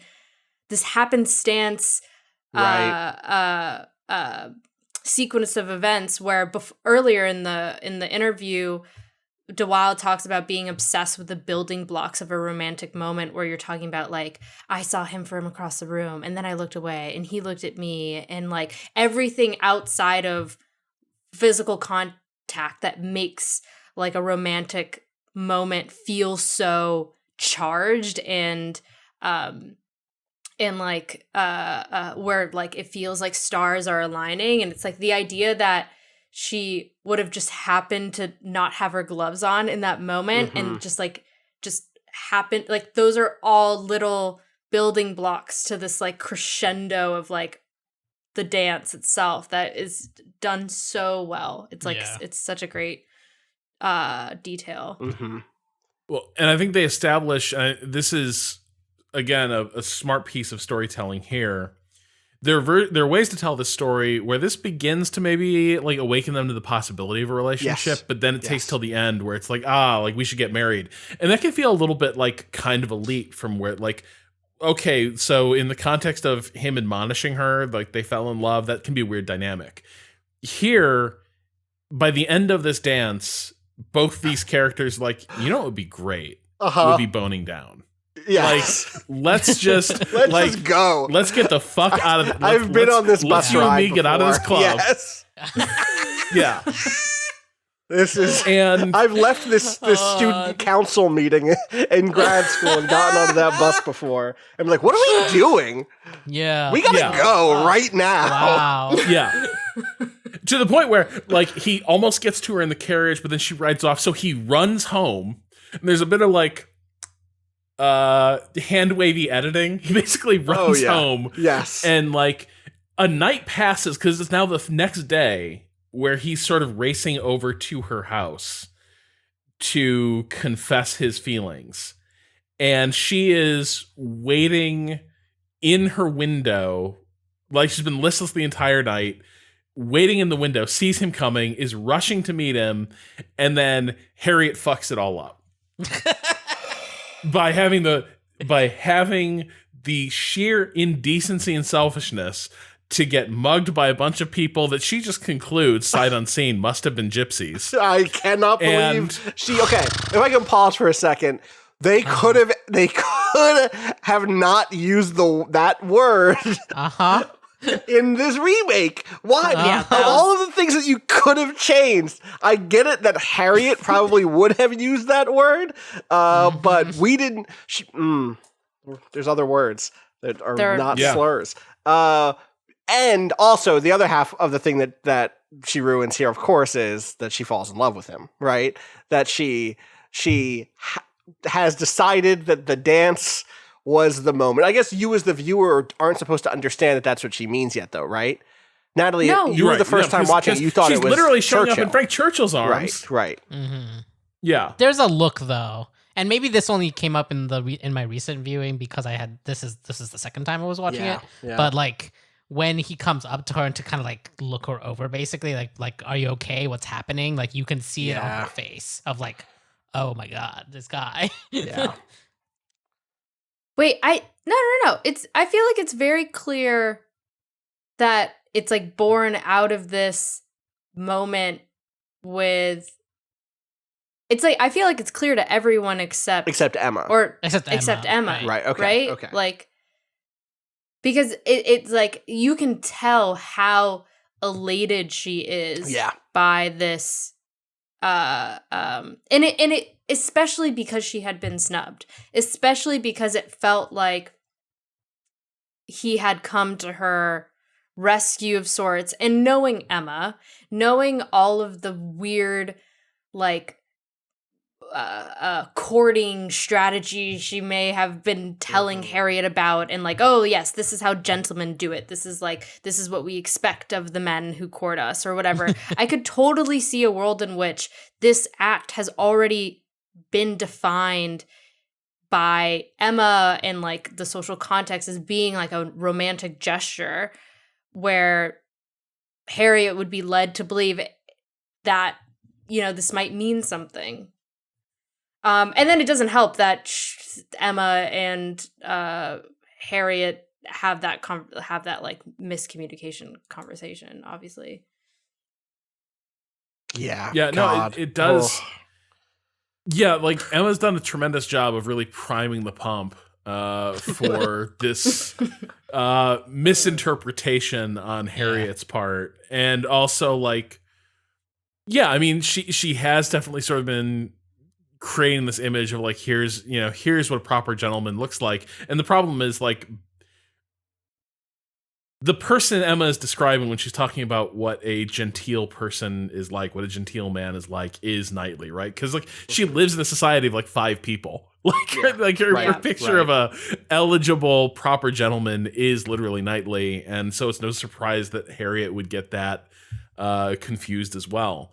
But yeah, and the entire thing just falls the fuck apart. It's a disaster because like Emma and Knightley end up in a weird place and they're not sure how to navigate this, and they kind of both feel caught or implicated. It like the whole thing has a weird, unsettled vibe, and it basically waves off the entire confession of feelings and affection that was imminent and puts their relationship on hold while Knightley, now the heat of the moment has passed, needs to think about this. And that gives Emma space to really get in her head about whether she read any of that correctly at all. Right. And into this, with feelings at their most intense, we get the picnic at Box Hill. Ugh. So we haven't talked much about Miss Bates here. And this version of Miss Bates is very funny, I would say. And also very much like you totally understand why Emma kind of can't stand this person. But I think the thing that Miranda Hart does playing Miss Bates, and also it's some of the way she's written as well, is that Miss Bates is just completely scatterbrained. It's not just that she's tedious. It's that she literally, like, there's a scene in the shop where she literally misplaces a letter that she was holding 30 seconds earlier. She is extremely ADHD in some ways, and is also very nervous, and is often in the position of sort of just filling space in the conversation as she tries to remember where she was going with this or what was the point of this. And Miss Bates is a character that what makes her tedious is obvious, but also the things that drive it are equally obvious to us as a spectator, right? That like Miss Bates can be a lot, but she's also very sweet and harmless. But after 20 years of dealing with this, Emma's just kind of out of patience for it, and she's now at her worst. Yeah. And so they go to the hill, which sounds like a fun thing to do. I'd love for all of us to go to a picnic on a hill right now. Maybe not right now. It's a little windy, a little cold. But this spring, if we could all just no, we're not all, okay, still can't do that. No, No, we can't. See, you can have a digital picnic, but that's it. A hexagon of like people 10 feet away from each other. Yeah, exactly. I actually do want to emphasize that, like, part of the thing that's always so interesting to me about this scene is that it is the equivalent of like going to the Poconos or something for these people. Maybe not that, because it's a single day trip, but it's like, we're going to go to the fucking hill? We're going to go see, like, from the top of a hill? That's so sick. Like, that is... It's like going to Central Park from Brooklyn. Yeah, it is actually like that. Well, it's like more than that, because...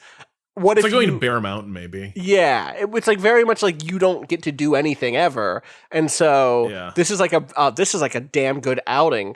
And I also have always loved, and I think that this version of it does it so well, the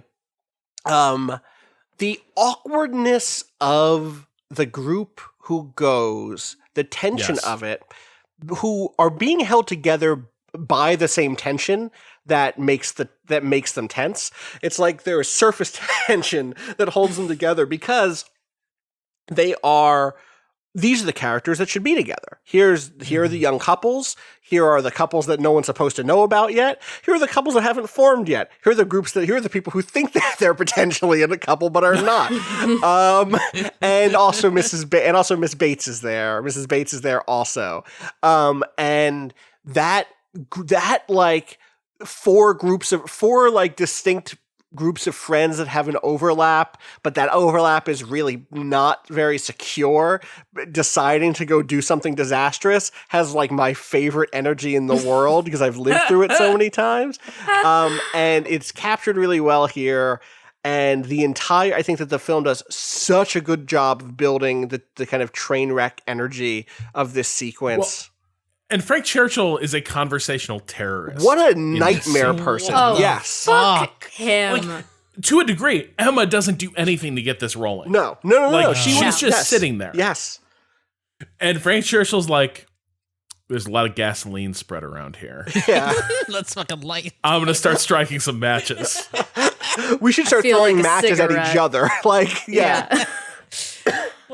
It's yeah. They do feed, like, she is feeding off the attention he's giving her. Like, him talking to the whole group for her and stuff, like, it like makes her, it singles her out in a way that makes, and especially in the presence of Jane Fairfax, Right. is like, it feels like you can tell that she's like, I don't know. Wait, is Jane there? I thought she had left. Yeah. No, Jane is there. This whole She left the sequence, day before at Dunwell Abbey. this whole sequence is a nightmare because it's Churchill, it's Frank Churchill, like, just making his fiancée feel like shit as he whispers. He's such a Wickham.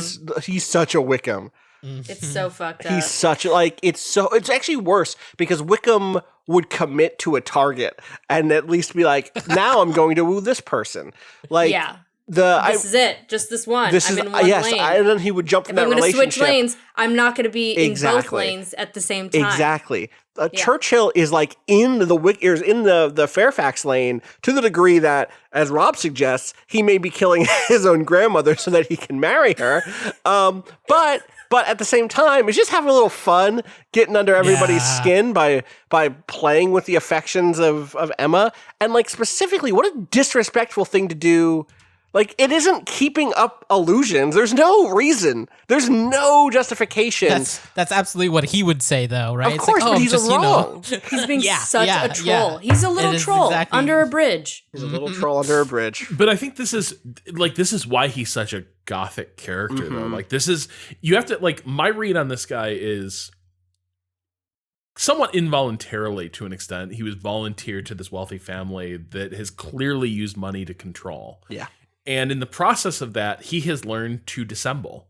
And it is now a way of life. And what happens to somebody after 15, 20 years of just constant, like, putting on the mask and performing? At this point, he is kind of like, he comes across like a monstrous character because now at this point, this is instinctive for him. Playing a role, like playing with affections, like projecting one thing, doing another. This is just what he does now as an instinct, and he almost can't help himself. And that's what kind of makes, like, that's why this Frank Churchill scares me and why I think he might be a killer, because there is this weird quality to this, the sheer needlessness of this cruelty and the almost like maniacal way that he goes about sabotaging this entire sequence and make multiple people feel like shit. Just makes me feel really uneasy about the guy. Yeah, he has bad energy. Bad fucking energy. He's just, it's because this is mean spirited. Yeah. This is so mean. This is like he knows he knows his situation and is deliberately being a fucking shithead. Well, and also just the whole like, hey, just what's on everyone's mind. I noticed there's a weird vibe. Everyone just has to say what's on their mind. Let's really get into this. Worst. I hate this person. I couldn't be caught dead being friends with this person. Fuck this guy. If you have a friend like this, he's not your friend. Get him out your life. Not your friend. Get him right. out of. You don't need that shit. You absolutely do not. He sucks. And then Miss Bates starts playing into it. She starts saying, I could win the game where I could say 3 very dull things indeed.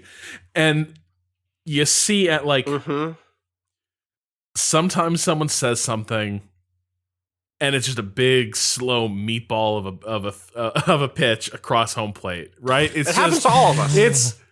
It's coming straight down. And you can just so easily knock this thing out of the park. You have the perfect thing to say. They've set themselves up so perfectly. Do they deserve it? No, but it's just so funny. It'd be so funny to just say this. We're all thinking it. We all felt it at some point. Like, just say it. And it would be funny and better than whatever conversational hell Frank Churchill has driven us into the middle of. Yeah. Better to And blow so it I have all up. so- Yeah. Yeah, I have some sympathy for why Emma, like, despite on some level knowing she needs to not say this, why she just decides to commit and say, well, in your case, you'd be at a disadvantage because you'd be limited to just 3 very dull things. So fucked up. It's so But fucked I don't up. read it as I read it as like, I mean, it's definitely her being it felt like a result of this weird antagonistic tone that Frank was setting up, where she like wanted to rise to that as well and play on the same field or whatever and like go tit for tat in that little exchange where she just like wanted to show like the practice of the craft of her wit and like just fucking just smack that ball into the fucking subway station behind Yankee Stadium. Just it smashes through the it's so mean. It's such a mean thing to say. Why would you say such a mean thing? Well, and then it was already going to like linger there, like, oh, that was a bit much. But then it's never occurred to Miss Bates that she comes across this way. Not really. Like, she never felt that people like, and so you just get the knife twisting, which is Miss Bates. This hits her so hard as she realizes, like, oh my God, I'm just terrible. Or maybe I am just the worst. Maybe that's like her insecurity that has finally like been. It's like the thing that's never been said out loud has finally been said out loud, and maybe she has been aware. I mean, she like. I think she has a little because it's what she says, right? Like that's what leads that the setup. The setup is her. Already, she sets herself up, right? Yeah, exactly. Yeah. She says herself like, "Oh, 3 dull things, I can do that." Like because the other options are 2 interesting, one really interesting thing, or 2 mediumly interesting things, or whatever, right? But this was like, oh, I've already picked myself, but Emma's coming in with a fucking hammer to like fucking you know nail it all the way in. It sucks. It's bad, and it completely, like, the entire afternoon implodes immediately. How did y'all's theater respond to this? Wait. Didn't play well. Mina was very distressed. MK winced. I was shocked. It was just... Go ahead. No, I was just... Yeah, I was like... There was an audible gasp from everyone, and it was very good. It was just like, fuck, how can you do her like that? Yeah, that's about right. I think it's been a month, but I think that was about where ours was at. Yeah, presumably the same type of folks. It was still the Alamo, right? You know. Yeah, exactly. Yeah, we were there opening day. The Emma stands came out. There were a lot of people there. Yeah. God. Every seat # Emma is over party. They know how it's going to go down at Box Hill. Yeah. They were ready. They had popcorn out, ready to go on that Box Hill scene.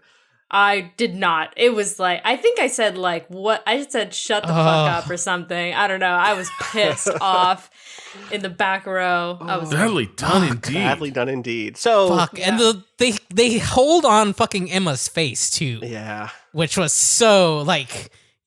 It was, you can see her realize that she fucked up so hard. But then there's no way back from it. No, she just it's too commits late. to the mask of like, I meant to do that. God. Yeah, the way that she like doubles down as like a mode of self-preservation is bad. It's like, it's just, and everyone abandons her. Everyone gets up, they take a walk, she's left alone, which is the exact thing that she was so afraid of the whole time. And it's just been, it is of her own doing. It is because the things that she wanted were to impress Frank Churchill and to really snide Jane Fairfax and you know, everything that she wanted has led her to this moment. Everything, all of her actions she shit the bed. Totally. Which is exactly what Knightley says. Oh, 100%. And I think you shit the bed, Emma. You shit the bed. shit indeed. You shit the bed, Emma. The way that scene plays out is one of the most distinct differences in terms of the characterizations of Emma between this and the BBC series that Rob and I did an episode on last year. In the BBC series, Emma is immediately aware of the trouble she is in a sense. She even as she tries to kind of push back a little bit, there's kind of immediately tears in her eyes, even as she like starts to shout back in one bit. Like, she's always on the back foot. And I think that the power dynamic between Romola Garai's Emma and Johnny Lee Miller's Mr. Knightley, and the age difference actually is like being leveraged here in a real way, to which this is a lecture being given. This is him slipping all the way back into mentor mode. This is him being direct in a way, again, that he hasn't been before. And it's still a fantastic scene. The one with, what is his name? Johnny Flynn, does feel like she is refusing to give ground until the very last moment, at which point when he walks away, right? Like he leaves and she breaks into tears, but that doesn't, he couldn't have seen those in her face because she holds them until he walks away. And that is like such a distinct difference from the earlier version. I don't know how it was in the third version that I have not seen, the 96 version, the Gwyneth Paltrow one, but that difference is really distinct. And I think it does go back to speaking to the difference in the way, the kind of way that Knightley is being presented in terms of age and stuff like that. Cado gifted the moment of delivery, just watching this over and over again is so excruciating. It's so mean. The fact that it stays on her. It's so sad. God. It stays on her and you see her like, I fucked up. I fucked up. But she's still not willing to admit it in the face of Knightley's like reprimand, right? Like, she's gonna hold off because she doesn't want it from Knightley, but she knows deep down she fucked up. Oh, she knows. Once again, it's like, it's an invisible servant who sees it, right? She sort of screams, "Get me out!" Like, let's go, and like you hear the whip crack, and she's literally like yanked out of the scene. Like, basically the carriage gives her the hook. God. And she is pulled off Box Hill. And we get probably the most like, it's the one scene where Bill Nighy's not playing for pure laughs, where she's sort of devastated and bereft at home, and we get the sense that he does not, and he never does know what to say. And the most he can do is just sort of be there with her. And it's sweet, but it's also sad, right? Because like, he is a loving father and he's physically present, but at the same time, like, kind of self-absorbed, doesn't share in any of that life, and they don't have that kind of relationship. And so there is no way for him to understand what she's going through, and there is no way for her to open up about like what has happened, like what has changed in her life, because everything has changed, right? That's the other part of this, is from the start of the story to where we are right now, everything about her life is now in turmoil, even though superficially nothing's changed. And her father can see that, but there's nothing either of them can really do about it and bridge that gap. And it's a sweet and sad scene. Yeah, I don't have much to add there. Yeah. I'm with you. Yeah. Yeah. And then we get so here we have more direct portrayals of how Emma begins to try to make amends. They sort of compress this a little bit, where she, like in pretty much every other version of the story, Miss Bates evades her attempted apology. Miss Bates basically goes into hiding to avoid Emma. Here she doesn't. So Emma, we get a very good shot of Emma going up the stairs to see Miss Bates. And it's the first time we realize, like, oh, the Bateses live in a small apartment. This is, they like, this is going up to someone's tiny, cramped one bedroom through, a sketchy stairwell, and that stairway feels like a mile long as Emma tries to get to that door. But then she does have a good conversation with Miss Bates that I think does lay out like these characters need to reaffirm they do care about each other. And that is real. But Emma needs to own the fact that she was a pretty huge asshole. And I think that's played pretty well here. Yeah, agreed. And for storytelling purposes, pretty neat. Yeah, it wraps up very neatly, right? I mean, I think it is hard to have an apology sequence where someone who is so much higher in the social food chain, so much more wealthy, like going to take her knocks, but also it's the end of the film and we're 20 minutes out from wrapping up, and so we need to like give her act of contrition very quickly, which means that the reception of that apology either has to feel genuine. And that's difficult in some ways, right? I feel like Miss Bates wouldn't really have the ability to like reject, like out of social convention, wouldn't really have the ability to reject this apology given the difference in class and social status. Like the fact that Emma's even calling on her is a huge deal. And like in the way that it's read in this, the way that it feels in this movie is like Miss Bates is just such a kind, genuine person and does really care about Emma, that she's like willing to forgive and, you know, sees the best and always has seen the best in Emma and, you know, can write this off as a lapse of judgment or whatever. But what Emma said was very cruel and it's a little too neat for me, but maybe that works in the favor here given the difference in social standing. That's good.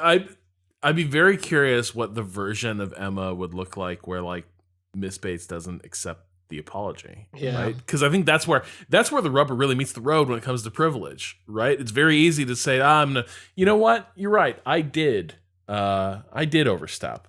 I am going to humble myself and apologize to you, this person I've generally treated as my lesser. And in exchange for that, you're going to forgive me. Mm-hmm. But what if that deal doesn't get accepted? Yeah. That's when you really see someone's character of, okay, so are you going to continue to take that L, or are you going to try harder to like to demonstrate more authentic and comprehensive contrition and amends? Or are you now going to be offended and prideful? I could see if that apology wasn't accepted, I could see Emma very quickly being like, well, hold on, fuck you. Yeah. Well, that's that then, I guess, isn't it? See if I bring a grocery bag around here ever again. God. I had a thing of scallions and half a loaf of bread in here for you, asshole. That's a thing that happens in the book, right? Though the food that's supposedly meant to kind of like make you more aware of her standing like earlier on, is that she's always being given food by the other families, like to kind of, she's being supported basically by a lot of the people in this town. In that context, it feels even that's what I'm saying. Worse. I don't know that she can or does. Maybe I think Miss Bates gives off a lot of like, I'm just happy to be here energy, in a way 100%. where I don't know if I can ever really buy the apology as being 100% like she's okay with this, rather than this is the best option for her. Yeah, what are you gonna do? Yeah, it's like the path of least thank you for the food. Yeah, I mean, I guess we're cool because we're gonna have to be cool. Because here's the thing, and I read this. I remember this because like what she says is, "You are always kind, Miss Woodhouse." Yeah, so very kind. You are always kind, so which kind. It feels like the only way that there's like a little bit of a pushback here is like, remember that time you weren't kind, right? Like, in the only Or- way that yeah. Miss Bates could ever even deign to try to say such a thing, right? Or it's the other side of that, which is like, you've always been so kind, where she feels like indebted to Right. Emma in a way that like this feels so much more manipulative. And that's what I was trying to get at with Yeah. the social class thing, which is like, and I think it's a discredit to Miss Bates's character, but it is one read of her where she's just like, she's happy to be here. She's happy Mhm. that Emma would consider her a friend. Happy that Emma came to, come to call on her and apologize and those kinds of things. Where, just their friendship it's like the kind of thing where like I'm your best friend, but you're not my best friend. Right. It's like that, and that makes me really sad for Miss Bates because I think she deserves better than Emma's shitty friendship. Mhm. Right. So in other versions, like the two big amends that Emma has to make, like things just work out for Emma, but like her apology to Miss Bates in other versions isn't really accepted, right? It's just a thing that Miss Bates gets over. Like Emma moves past it and continues to try to be a better person, and with time that rift is healed. And the other big thing she's got to make right here, and this is where we get to it, Harriet confesses she has feelings. So it's revealed that Churchill was engaged to Jane Fairfax The whole time. Emma's like, holy shit, Harriet, I fucked up again. I got you all hung up on Frank Churchill. And Harriet's like, no, That's Frank not- Churchill. I'm good on that's that, weird. actually. Yeah, that guy seems like an asshole, actually. Yeah. He No. seems like he killed Yeah. his grandma, actually. Fucking made that read real quick. That dude's a Gives me murderer. kind of a He kills poisoner people. Yeah. So she's like, no, I'm into Knightley. That's who I've set my cap for. That's what we've been And talking about. this whole That's time. who- Yeah, The whole Yeah. time. And Emma does not conceal her shock well. And here we get Harriet immediately sees what the fuck just happened. Yeah. And it's like, oh, you think of him for yourself. Like, you don't actually, you want me to be happy, but not a happiness you would envy. Mhm. And like, gets to a really cruel truth about Emma. Like, Emma wants the best for Harriet, provided it's second best. And Harriet sees that. And Harriet also unloads with the fact that I only passed on Robert Martin, who I actually loved, because of you. Like, all the shit that I've been through is because you decided to stick your oar in. And that friendship kind of explodes, in that moment. And well, this moment comes later, but it's the thing that Emma has to clean up, which is the fact that in a fit of insecurity, she fired torpedoes into Harriet's life, into poor Robert Martin's life, and his extended family, who all seem to love Harriet. Like, the emotional devastation she inflicted on a pretty wide swath of people because she was worried her new bestie, that she'd known for like a minute, might not be around, is pretty shocking. And so the thing this version does that's not in other versions, Robert Martin just comes back around and makes a second appeal to Harriet, and it all gets smoothed over. And that is the escape hatch from this terrible misunderstanding that lets it all pass. This version, I do like this. No, Emma's got to go eat that crow. Yeah. Emma has to go make this right, not just with Harriet, but she has to go to Robert Martin and his family and explain what she did and get him to understand that, no, you were never rejected. Not really. It was on me. And I like this scene. I like that Robert Martin does not seem particularly impressed by Emma. Like, he kind of knows, but this is the reckoning that Emma's really needed to face. And I do like that scene exists here. Yeah. And then I think part of that also breaks down in the doing. She assures that she can actually keep Harriet in her life to some degree, in a way that wouldn't have been the thing she was unwilling to do before was go talk to John Martin at all. Robert Martin. I forgot his fucking name. John John George. Jim John. Marty. Yeah, Jim Marty. John. Marty Martin. Sin just goes because she has to go like, kind of kiss the ring a little bit. It actually potentially opens the door to the chance that Harriet would stay in her life if we wanted to imagine the best possible version of this outcome, which is a little bit of irony there for sure. It's also cool to see his farm and to see his house and his like family, all of whom clearly love Harriet. The whole thing is around like Harriet has made his life better when she was around, and so that absence is actually pretty well felt, even though that's only a few throwaway lines.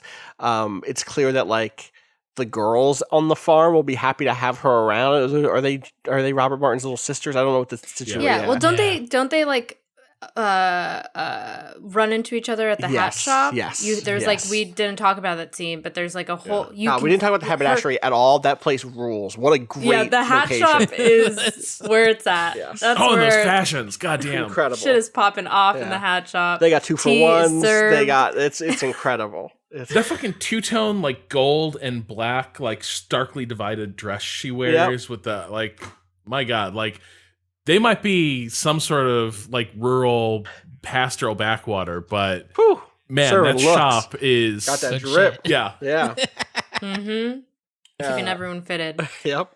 But yeah, so what we missed is that Harriet's absence is absolutely felt by Robert Martin and his family. Like, you can tell that this rejection has like affected them in a way that she felt very special to them specifically, and that there had been a relationship developed there. Like, they got to know each other. His sisters knew her. Like, this wasn't some secret romance. This was kind of out in the open in a way that everyone was on board with except Emma.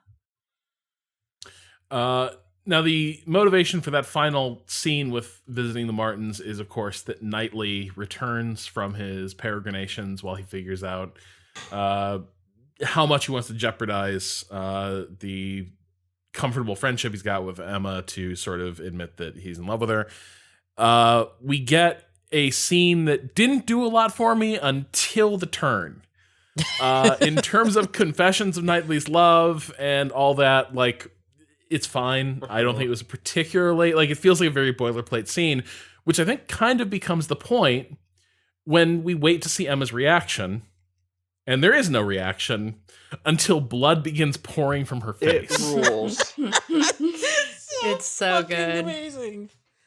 I will say I do like a bit of like, I mean, and like, you know, this gets played out a lot, but I did enjoy the like difference between them being outside of under the branches. Yeah. Kind of like working around the weird, like half, like not saying the full thing, right? Like working in like the public sphere where you can't say the full thing to under the like kind of shielding of the tree when it's like actual confession time, and then kind of back out when it's like, oh shit, I have to fix the kind of societal mess I've made before we can have our like romance again. So it's like this kind of in out movement through this scene really kind of plays up the kind of like different spheres that they're all working in, right? And they're all terrified. You're like, he's worried that if he forges ahead with this and she doesn't want him to, it's going to screw things up between them. But she's worried he's here to say that he's going to ask for Harriet to marry him. And they're both terrified of the different ways this conversation could go. And then no sooner has she realized that, to an extent, like the thing she's been pining for here is coming true, then the other problem comes crashing down, which is she fucked things up for Harriet yet again, but also she's not sure what to do about her father either. That becomes a thing that no sooner, like before they can really even contemplate life as a couple, she immediately has to answer this question of, well, how does this change things for my father? Because I can't possibly leave him. And this is resolved in sort of the penultimate scene, which is returning to the fireplace drawing room where their relationship in this picture began. we return to the bit about Mr. Woodhouse's obsession with drafts and desire to be boxed in by screens. And this time the screens, of course, give them finally a bit of privacy in a domestic sphere for the first time in the film. Which I definitely read as as Emma's dad doing on purpose. Oh, right? yeah. Yeah, That's how it's shot. This is That's how him this noticing He was with it. some like chemistry happening that wasn't there before, maybe, and was like, "Yo, go sit over there. just go." There are other rooms. It's a big house. I just very think funny. You probably very have fucking funny. 1,000 rooms. Well, but it speaks to that sort of like the whole like the like structures of society and the like things that are like pertinent to do or whatever, right? Like this is the way they could like walk around that and still have this conversation right there. It seems like Mr. Woodhouse doesn't really care. He's just like the barriers and stuff is just a formality, right? Really. Exactly. Yeah. And but yeah, it's very funny. It's definitely doesn't seem like it would have happened. Like I can't imagine that actually really going down.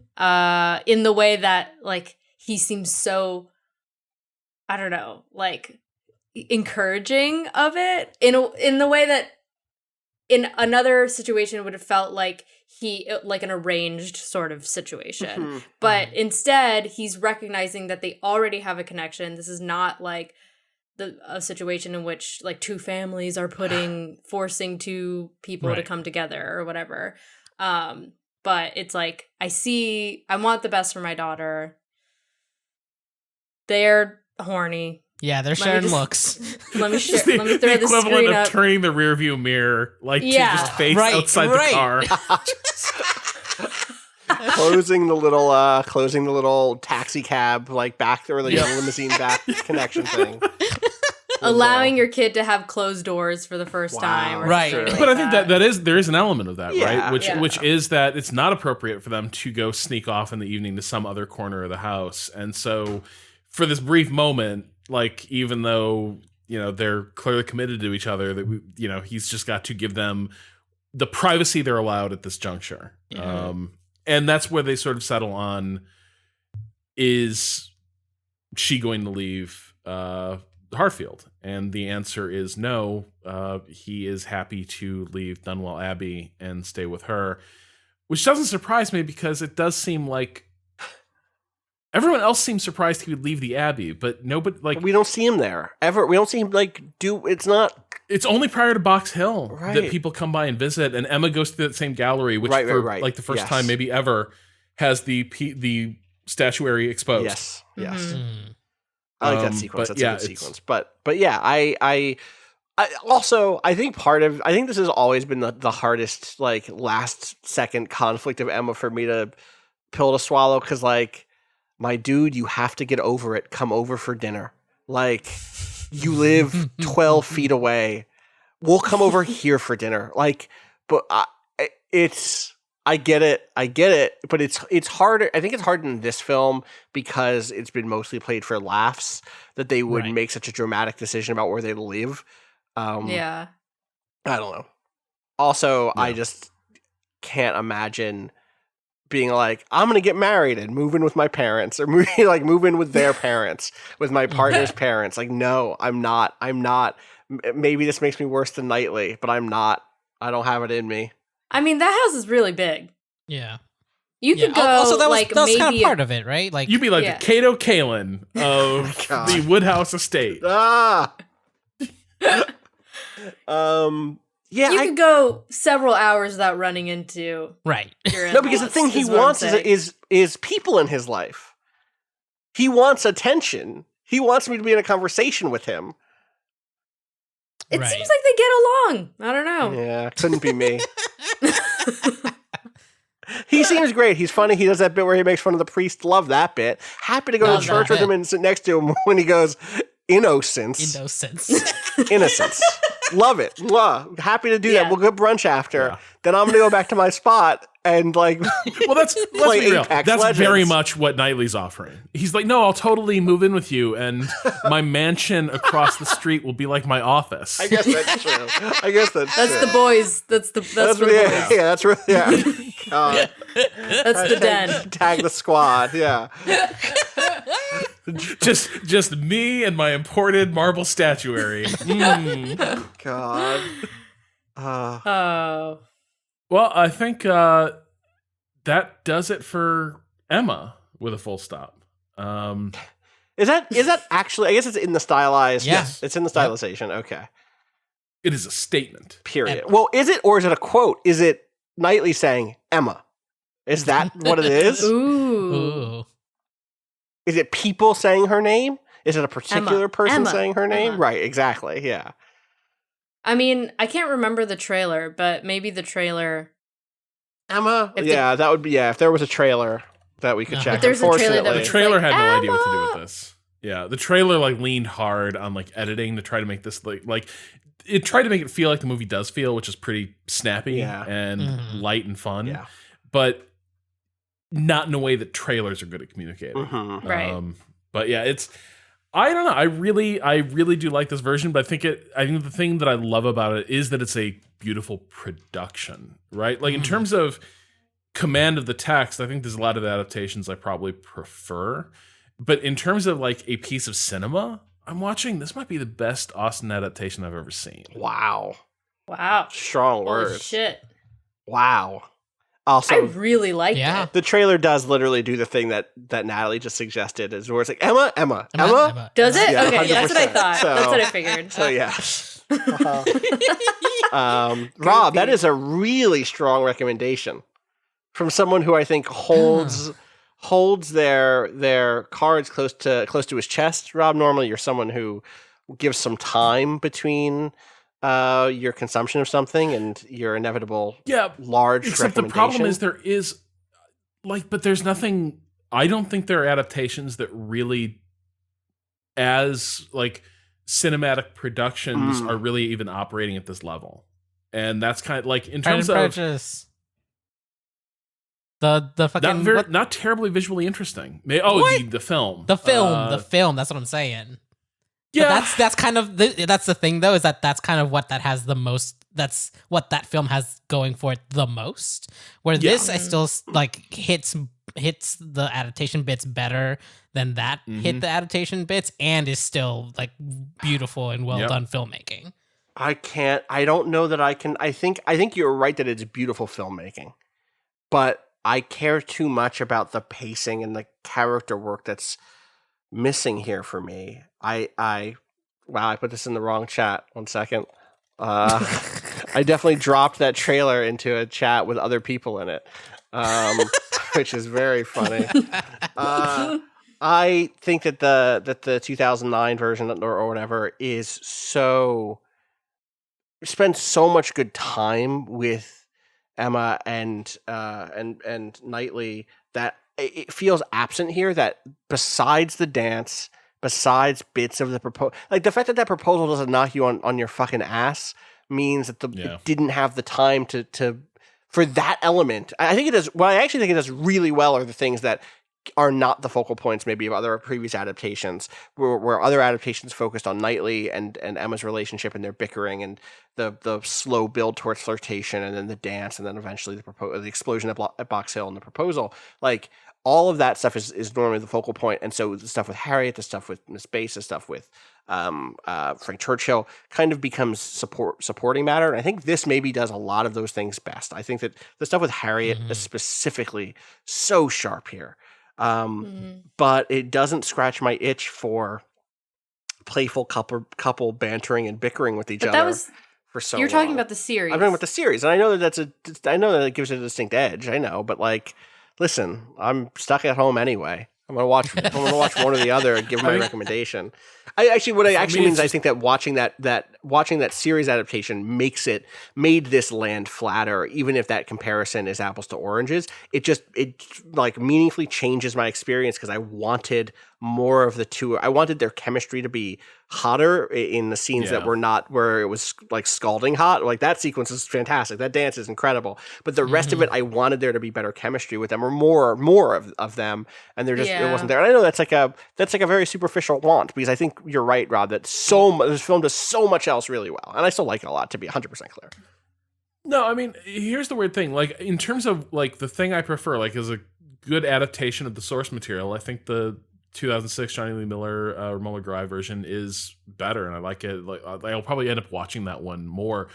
But in terms of, like, all the things that go into a production, like a thing being visually interesting, like making a cinematic experience out of the story, just the sheer number of times I just wanted to take a still frame from this movie and like rip it off the TV and hang it on my wall was incredible. Like there's so much here, and I think that's what I mean is like what I mean by like it being the best production is kind of a narrow definition, right? Of like in terms of how is it produced, right? Not just the words on the page, but just what are the things put around it. I think this one probably does that better than most or maybe all of the others I've seen. In terms of getting at the magic of Austen, I don't think it's on the level of that 2006 version. I don't think it cracks the the firewall that is the BBC Pride and Prejudice. But I think it does a really admirable job of having a really distinctive identity and style for a story that we're really familiar with. I don't know that we have anything else to say. I think that's a good end for me. Yeah. All right. Well, that will do it for this edition of Be Good and Rewatch It. Wait, did you all get Be Good and Rewatch It back? I'm so confused. No. It's just going to go into the feed. Don't worry about it. Oh, okay. You can take that out then. No, leave it in. This is Be Good and Rewatch It. Natalie, you have to be like, wow, you should do Be Good and Rewatch It more. That'd be fun. You got to like sell the. Everyone should. You should do Be Good and Rewatch It more. That would be fun. Thanks. Wow. Wow. Well, now Cado cut that part out. Great. That will do it for this edition of Be Good and Rewatch It. Music is by I love this show. I love that it's always on.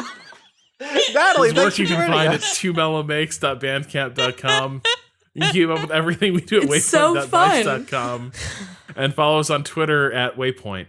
As always, please rate and review us on your podcast platform of choice and let the world know about these 5-star podcasts. Well, the one 5-star podcast that we have with 5-star runtimes. This is a 5-star runtime. This is a 5-star. This is absolutely. We did it. This is old school. Yeah. I missed this. I feel fucking great. I feel great. Yeah, I also feel like I want to go get lunch so bad, but we can't do that. That's not a thing we get to do after a podcast anymore. I'm gonna off go to Mex. Yeah. If only. Well, you can find me on Twitter at Rob Zachney. Austin, where can just to be clear, you? Mex is a place near the Vice offices.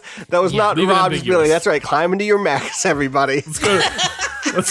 Hey, want to get a bite on top of the gantry? Yeah, let's go. That'd be great, honestly. Austin_Walker, you already know what it is. Natalie? At Natalie Watson. And you can Google Cado Waypoint Twitter. His account. We'll be back next week with Waypoint Radio. We'll be digging into the remastered Final Fantasy VII. You can catch it all on Waypoint Radio and on Be Good and Rewatch It. I think we might upload it to this feed. Who knows? Until then, let us refrain from making any more matches.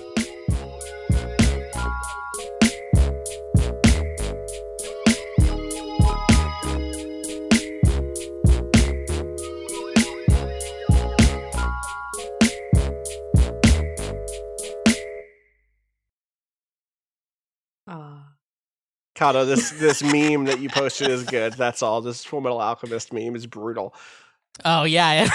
I'm mad at you. I mean, the times we're in, man. Yeah, Oh, great pod. great pod. Thanks for Wow. coming on. Right. That was so much fun. Thanks for having me, y'all. That is, Scott, a 3-hour Austin podcast. 3.5. Mhm. 3.5. They don't make them like this anymore. Mwah. This Delicious. is the shit I've craved. This is what the people want. Yeah. This is what they want. They've told This me is what they want. repeatedly. Listen, they should speak with their clicks.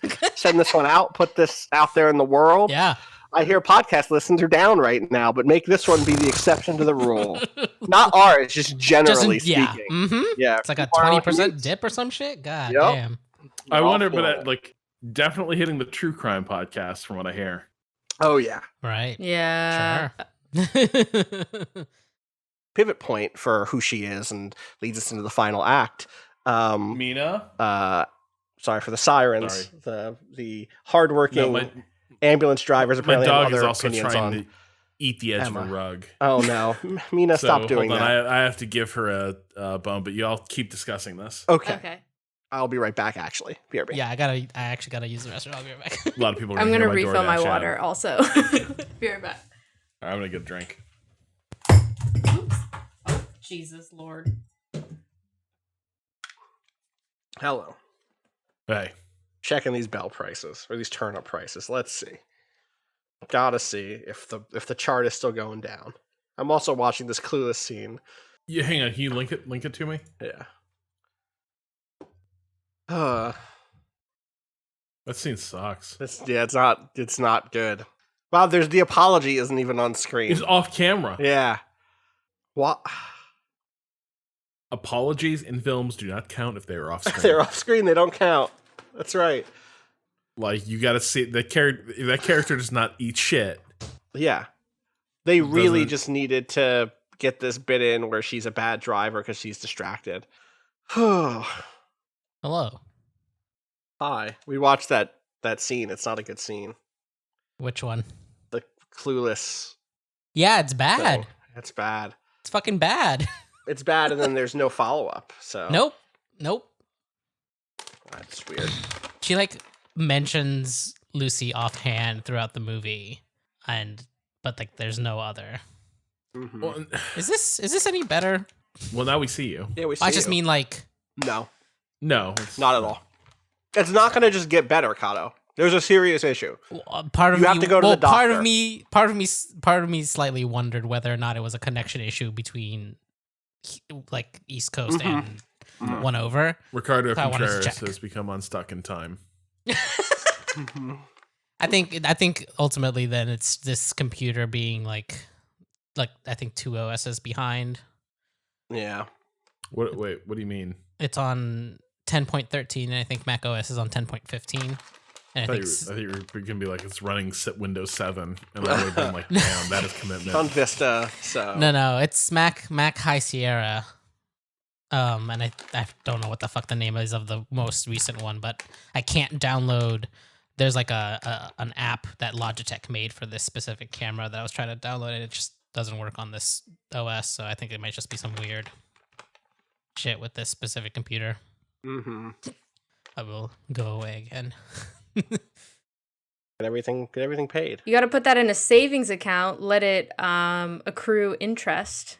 Yeah, the turnips are coming back. Turnips will be here in a minute. Mm-hmm. We're days It's out. almost Sunday. It's almost Sunday now. It's fucked up. I hate thinking about that. I haven't even checked my afternoons yet. My afternoon you need to prices. send me your My afternoons shit's. so I My can shit's. track. I'll send it to you after this. It doesn't fucking matter. They're gonna be trash. I just. Austin, yeah, Oh, Austin I started got a low and I downward only got spiral this lower. week. Yeah. That's rough. Yeah, was bad. It is what it is. It is what it is. Listen. It's fine. We'll talk about it on Monday. It's okay. We made Talk about money. it. We made Yeah, money this exactly. We made Yeah. money. I made made money them this bells. week. week. Real bells. So Rob, I have an announcement for you. An interesting new development in my life. I've ordered a sourdough starter. I'm gonna make bread for the first time in my life. Yes. No, they're sending me the yeast culture and a 16-page instruction booklet. Yeah. The website is called, hold on, I have it right here. Recipes. Sourdoughbreads.com. that seems safe. Yeah. I trust it. This website makes me trust them. Hold on, I'm sending this to all of you. I just inherently trust this website. Look at that. Oh yeah, that's some Web 1.0. yeah, yeah. that's I love HTML That's tables and My columns. aunt runs this. Oh, one. these people are real. Yeah, these are this real is humans. legit. This is legit. Yeah. I wish this was the. There's not internet a single still. animated element on this page. No. Nothing is moving. It's not even ironic. It's No. just Click on reviews No, this is at the very bottom. earnest. It's such an honest website. Yeah. I just feel like I could trust Look, them they with have anything. a box, or at the bottom there is a banner ad from Google. They have a box around it that says "ad from Google." From Google. It says ads by yeah. Google. Yeah. You should click on reviews and just see this huge page of them just copying and pasting things people have sent them, presumably. It's There's- a Oh my God. ginormous. It's a giant. It's Emails. just. Oh my Go god, to- the, go to the scroll FAQs. bar is It's so even- tiny now. The page is FAQs is like weird chat logs. It's very Oh my good. God. The whole Oh, instruction wow. booklet is like, if you think you're fucking up, call me. Just call me and I Call will Linda. fix it. You'll get straight through to Linda. Linda. Yeah, Linda will pick up the phone. Linda will pick up the phone. Linda will pick up the phone and answer whatever questions you have about Man, Linda's bread, life is about wood to design, change. and more. It says up top. Linda did Linda didn't know the life she'd chosen when she built this No, page. Like no. that, it's about to change. Yeah. Please go to the contact us page. It says, if you need help, just email me and you'll get an answer. That's what I call free tech support. Oh my Here's God. how. And Oh, then wait. she says, Oh sorry my to God. say, but because I've been bombarded with spam like you wouldn't believe, I had to do a little workaround so that my real email Linda's smart. address isn't available to the web crawlers. So to get in touch, just replace the dot my wrong God. Oh, in the email yes. address below with .com, and you can email me easily. This is Linda so- at sourdoughbreads.wrong. It's so- Please it's so change good. wrong to com. It's so good. I trust Oh. Linda. All right, you I gotta love her. keep me posted and send pictures of how this comes together. I have a good feeling about this. Me too. There's a guarantee. I am tempted. Somebody sent me a message on Twitter that they were like, so a friend recently gave me like a big old chunk from a mother that is like 30 years old. Like this is Oh this my is God. part of an active culture that's been kept going for the last 30 years. And I'm kind of tempted by that. I've always heard stories. My partner's grandfather, apparently, like right after he was discharged from the army after Korea, as he passed through San Francisco, he got a starter culture from a bakery in San Francisco in 1953 or 54 or whatever. And for like the next 30, 40 years, he made bread off this one culture. Wow. And Incredible. I've always heard stories that like the flavor was incredible. Of like course. it really does develop its own weird flavor and vibe. And so I'm kind of tempted to like have this rando send me this culture that's been kept going for 30 years. You should. yeah, Just to, you just should. to like Yes. Just see to what see. that experience is like. Yeah. Yeah. There is a Stuff I've Learned page here, which is just currently 6 tips about bread and baking. There's no through line. There's no thesis. There's no like. It's just like starts soak with pecans. Yeah, chopped or not, into the melted butter called for in the recipe before putting them into the pecan pie. Yeah, totally, sure. Yep. Hey, Do it. this tip about the dry buttermilk is legit. Like it's actually way better than doing the take the milk and curdle it with a bit of acid. Really? The Huh. dry buttermilk stuff is better. Interesting. Linda knows what's up. Never ever throw out stale or leftover bread, especially your homemade. Cut into chunks and give it a whirl in the food processor.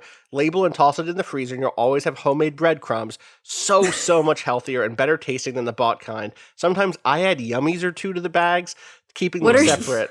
To What 1 are or 2 yummies? bags. yummies. Fresh or Yummies. dried herbs, whatever flavors you like, make an instant flavorful addition to whatever needs a few crumbs. Thrifty too.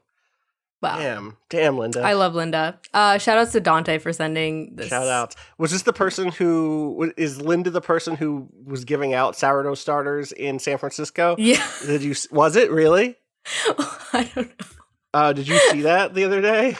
Wait, No. I no. almost sent it to Rob because it made me think of Rob, and then I thought better of it because I thought like maybe it was. What I actually thought was like Rob would never just take a random starter from.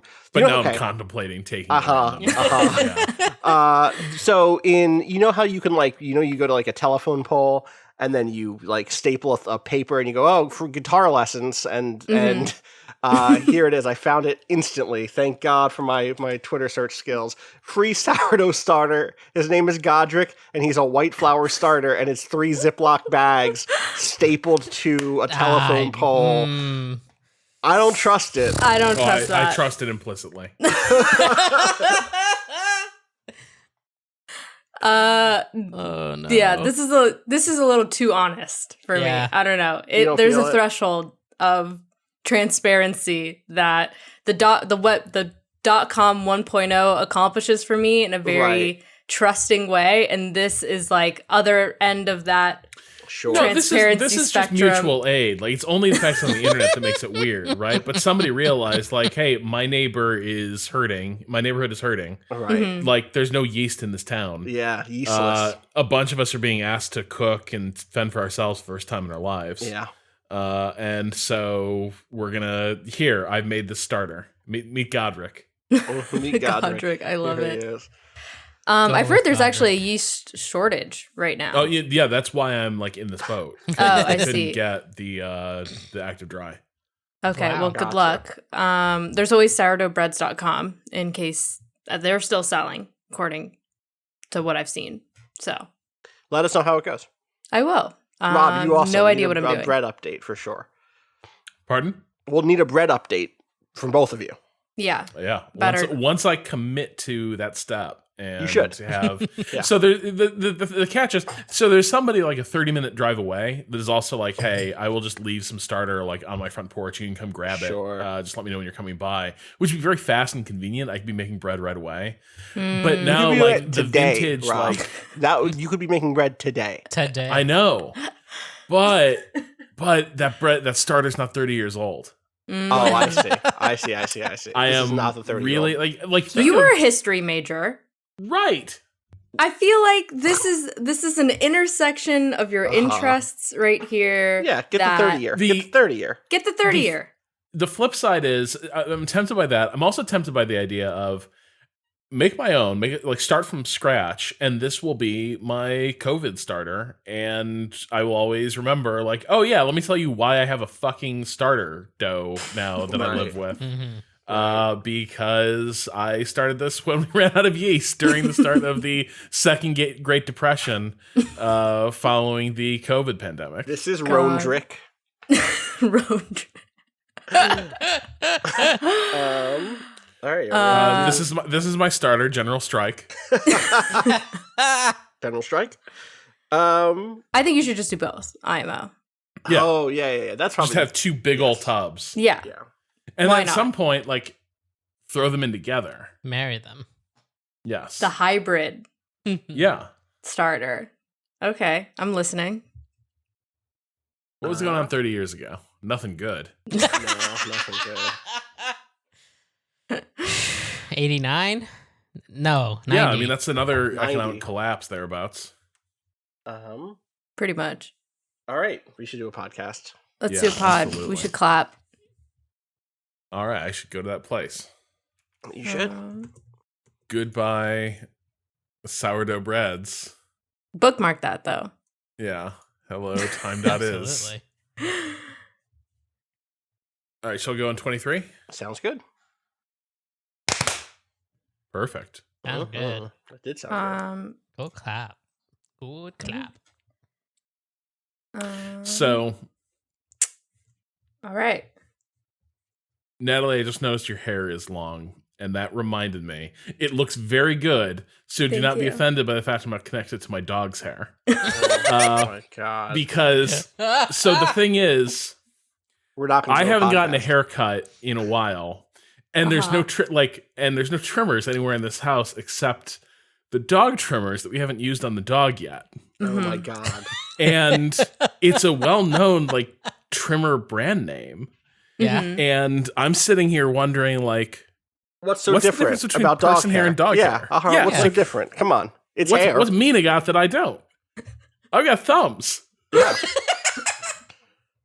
She's got a little dew claw. I got thumbs. I deserve that We're trimmer. trying all sorts of new things in the time of Rona, you know? We are. We absolutely are. As a fellow dog owner, I would say maybe do a test patch.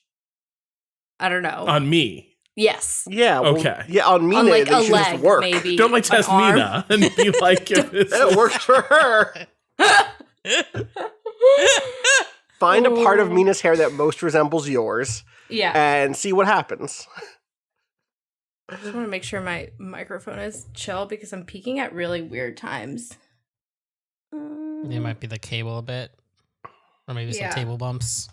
It's just, it's just peaking at really random times, and now it looks like I'm really quiet.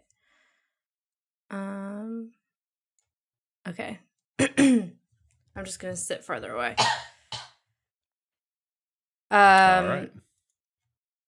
Anyway, I would say that you should cut your hair with your dog's hair. I think so too. trimmer. Wait, there it is.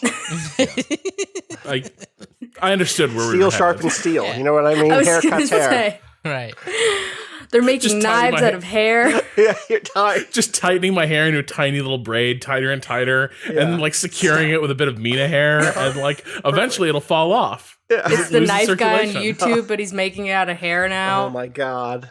God, that guy rules. I haven't watched his stuff in forever. I don't know if he still rules, but at the time Yeah, he he ruled. could. We don't know. All right. Here we go.